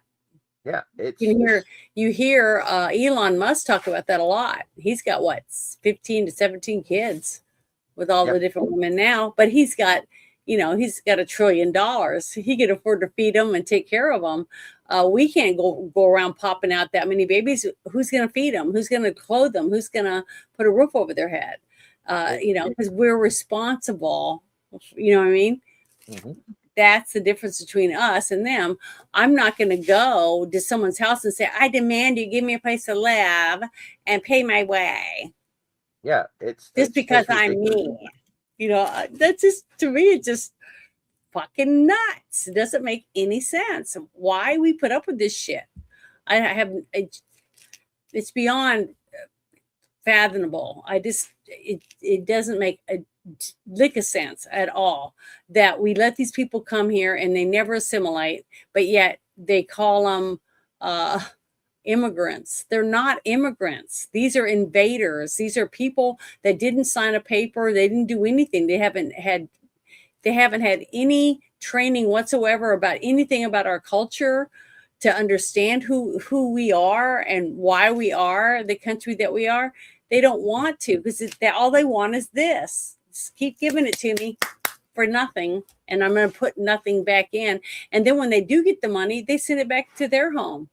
Yeah, They don't especially put it back in our country. Well, a lot of people don't know just how far the U.S. dollar goes in places like India and Pakistan. Mm-hmm. A brain surgeon gets paid in a year what I get paid on my Social Security, disability, and my veterans compensation and pension added up, which is around $2,500 maybe on a good amount of money, and that's what they get in an entire year. So you can come here, work, and send home money to your family, and they can live like kings. One of my jokes was the fact when I was told just how far the American dollar went in India, I was like, holy crap, I could go live like a king. And odds are, even if I was in a wheelchair, I'd have like 12 women all clamoring to be there with me so they could live in the big house that I'd have. Yeah. And I wouldn't have to have the lottery to have that big ass house. The only difference is it'd be me in the big house with a whole bunch of hoochie mamas. Yep. You know what? I think I know what I'm doing tomorrow. I'm going to see how much a plane ticket costs. I'm going to go get me some hoochie mamas. Well, a lot of people see that, and that's why they trek a long, long distance to come here and get all the free stuff. Yeah. Because if their uncle or their cousin or whatever, she was raped a couple times, but guess what? She's made 10 times the amount of money already in the less than a year that she's been here, that she's been sending back to her mother or whatever. Okay. She's already made 10 times the amount of money her mother made her whole life. Yeah, see, and that's what they see. That's all they're thinking about. They're coming here, and then when they come here, I'm not saying they're all criminals, but they are criminals technically because they came over the border illegally. They didn't go to a station, one of the places, and say, I want to become a citizen, and do the whatever it takes to become one. But they don't care about that. So breaking the law by coming over the border does make you a criminal technically. So, we're not lying about that. And that's why 80 million people voted for Trump, to clean that out, to get them back over the border, because we can barely handle our own people that have been born and raised here, feeding them, making sure they go to school, get an education or whatever, any of this stuff. And we gotta do that and start over and make it more clear on how you have to come here and assimilate. Yeah, and that's the whole point of going and living in a different country. Other countries force you to do it. Yeah, if you want to be a in many ways, I have said what we should do is Xerox copy the Mexican policies and implement them here. And then when anybody says, "Oh, this is racist," no, it's not. It's the exact same thing that Mexico's doing. And they'll call you a liar and say that's not true. Because you're a racist liar. That's why you say those things. And all you got to do is say, "Hey, we Xerox copied their law and passed it. Here, read it." They could even go and can you read Spanish? Here it is. Yeah, you could click on a website and show it to them, and they'd still think that it's fake. It's not you set it up for me to see it. They're going to make excuse after excuse because they don't want to admit that you're right or Trump's right or any of this stuff. And So that's the part that gets me, is the fact you can show them this stuff and they just look at you like you're lying to them. It's like with the Ruth Bader Ginsburg thing with Yeah. Nadine. just She like we knows. talked about earlier about the guy that came from California, traveled and everything because he believes what he did was the right thing, trying to get rid of a Nazi that's Yep. going to kill people. And that's what he believes. Nadine knows how much time I spend researching this shit. And the fact that I'm a news junkie, I'm always watching stuff. If something catches my fancy, I track it down and get as much information as I can about it. And yet I was still a liar who didn't know what the hell I was talking about. And you can't win for losing. Yeah, and it's frustrating. It's whenever she pulls that, I'm like, oh, I know I'm just stupid and all, and I don't know nothing.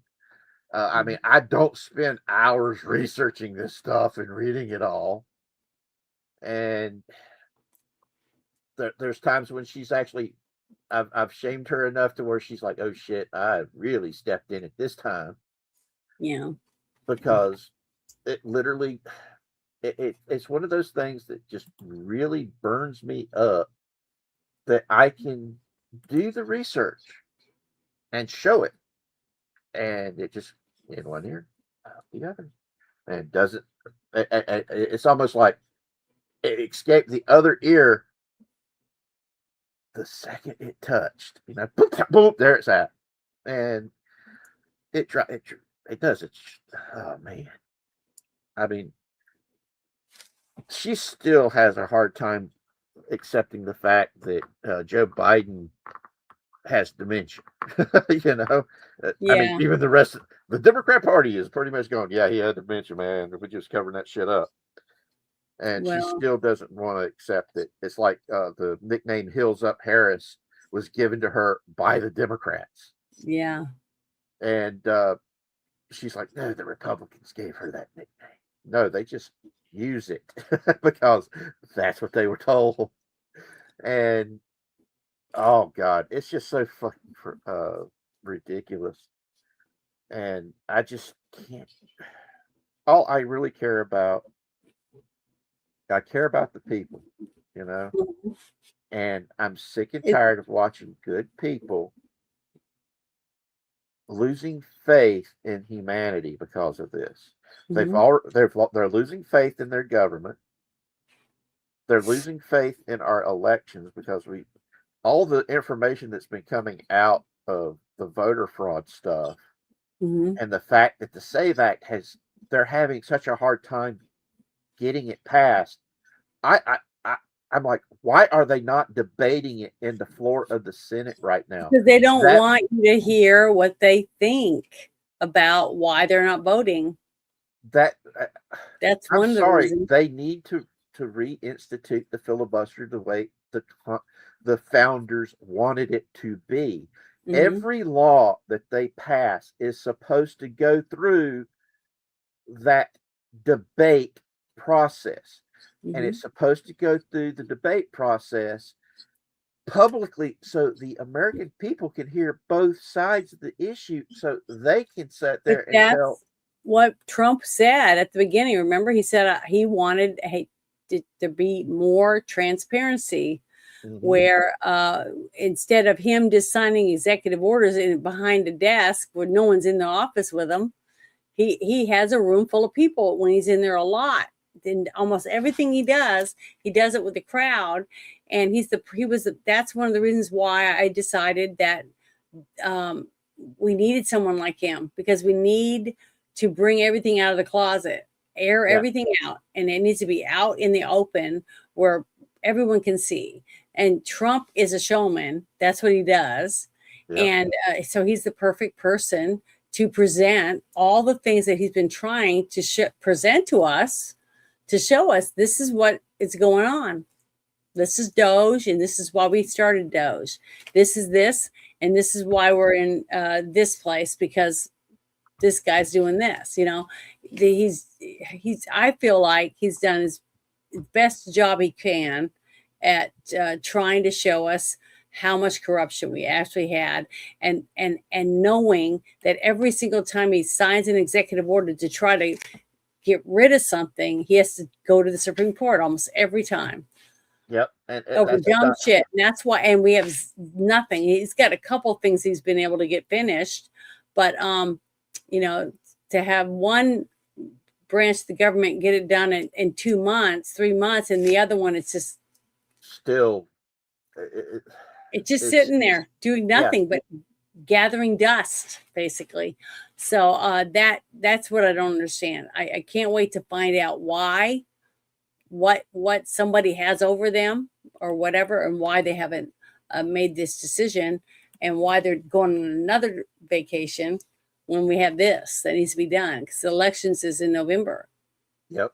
And I look at it. I look at this, and all I can think of is the fact that we, the people, need to. Let's see. How can I put this and not sound really messed up? We need to slap a bitch. Like it's one of our horror hoes hiding the money that she's supposed to be giving us, but doing it to the politicians to remind them, yo, bitch, you're a hoe. You work You're for me. ours. Yeah, that's right. You belong to us, and you should be doing our job that we've told you and hired you for. Exactly. But I think they're going to. I think that, I mean, each day that's gone by, more and more this little bit of stuff is happening. They're arresting people for trafficking. They're arresting pedophiles, or they're arresting these people for fraud, for Medicaid. They're arresting people. I mean, I didn't get to show it. Was the Antifa guys? You know, the people they arrested and prosecuted over 100 years for the whole group of people combined in Texas, and they're Antifa. Proud, you know.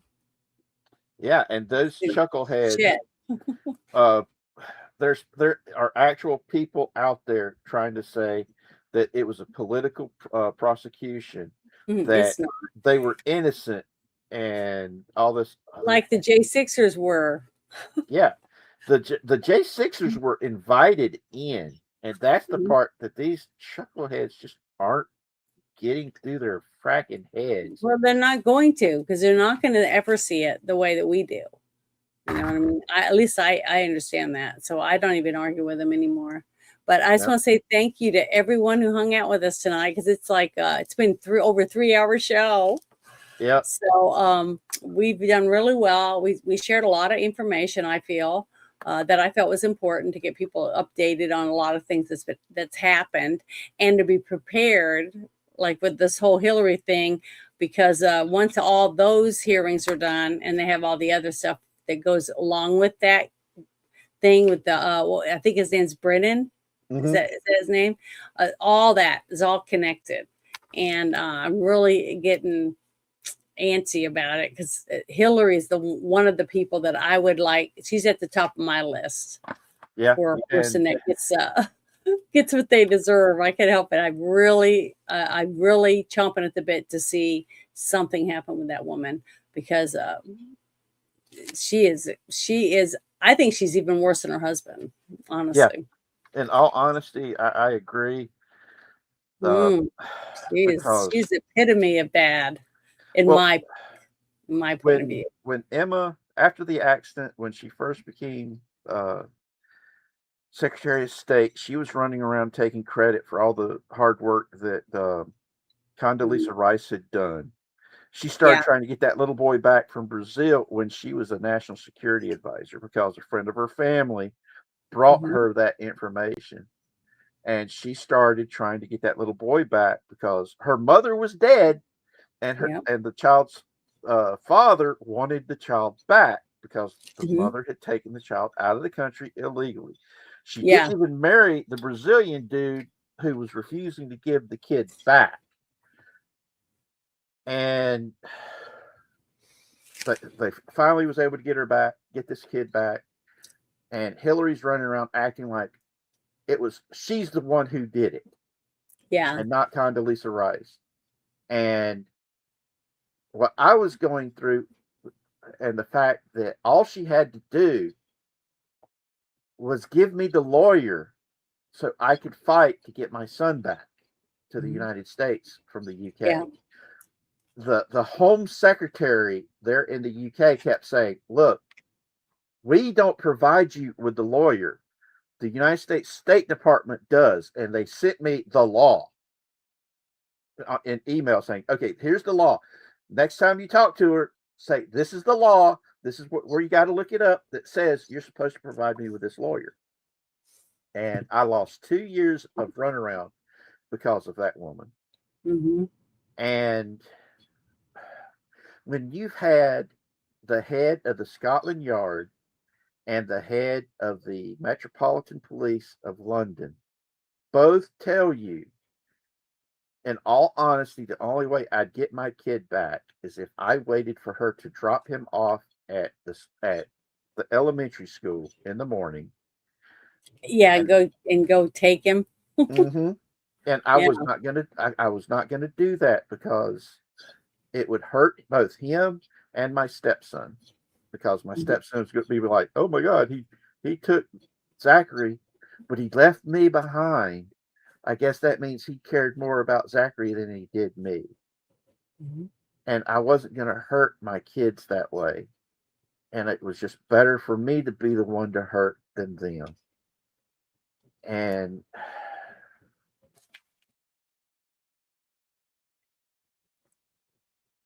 but the I've got to get ready for bed. It's 12:30. Right.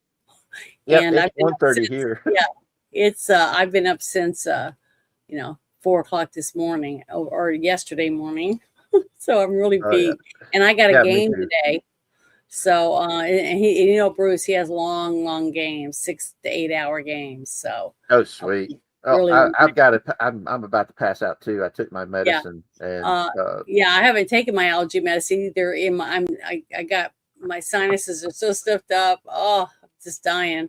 But I just want to say thank you to everyone who hung out with us tonight. We really appreciate it. And I hope that we helped a little bit with something you might not have known. And I hope you research more. Hope you look at everything, think about everything we talked about, and then go look it up yourself. Don't take our word for anything. Go find out the truth and share it with everyone you know, as much as you can. And if you do want to see it, go see that movie, Citizen, the Vigilante Citizen, or whatever it was called. Citizen Vigilante. Yeah. Go see it. It's really good. I enjoyed It'll it. make you think. It'll make you think, and that about where we are and where we should be. I think it will help you with that. But we want to say thank you so much, and thank you very much for joining me tonight. I really appreciate you. Well, anytime you want to do something, just let me know, and I'll be here.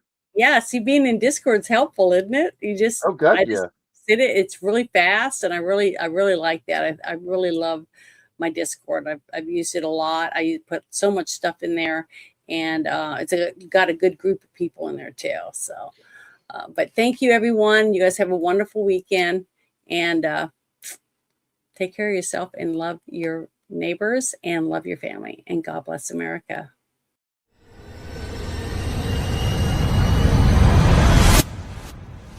American COVID-19 vaccine deaths, it ranges from about 470,000 from Pfizer alone up to 840,000 American deaths from the COVID-19 vaccines. We have to remember that that is rivaling the American soldier death toll of World War I, World War II, Vietnam, and the Iraq War combined.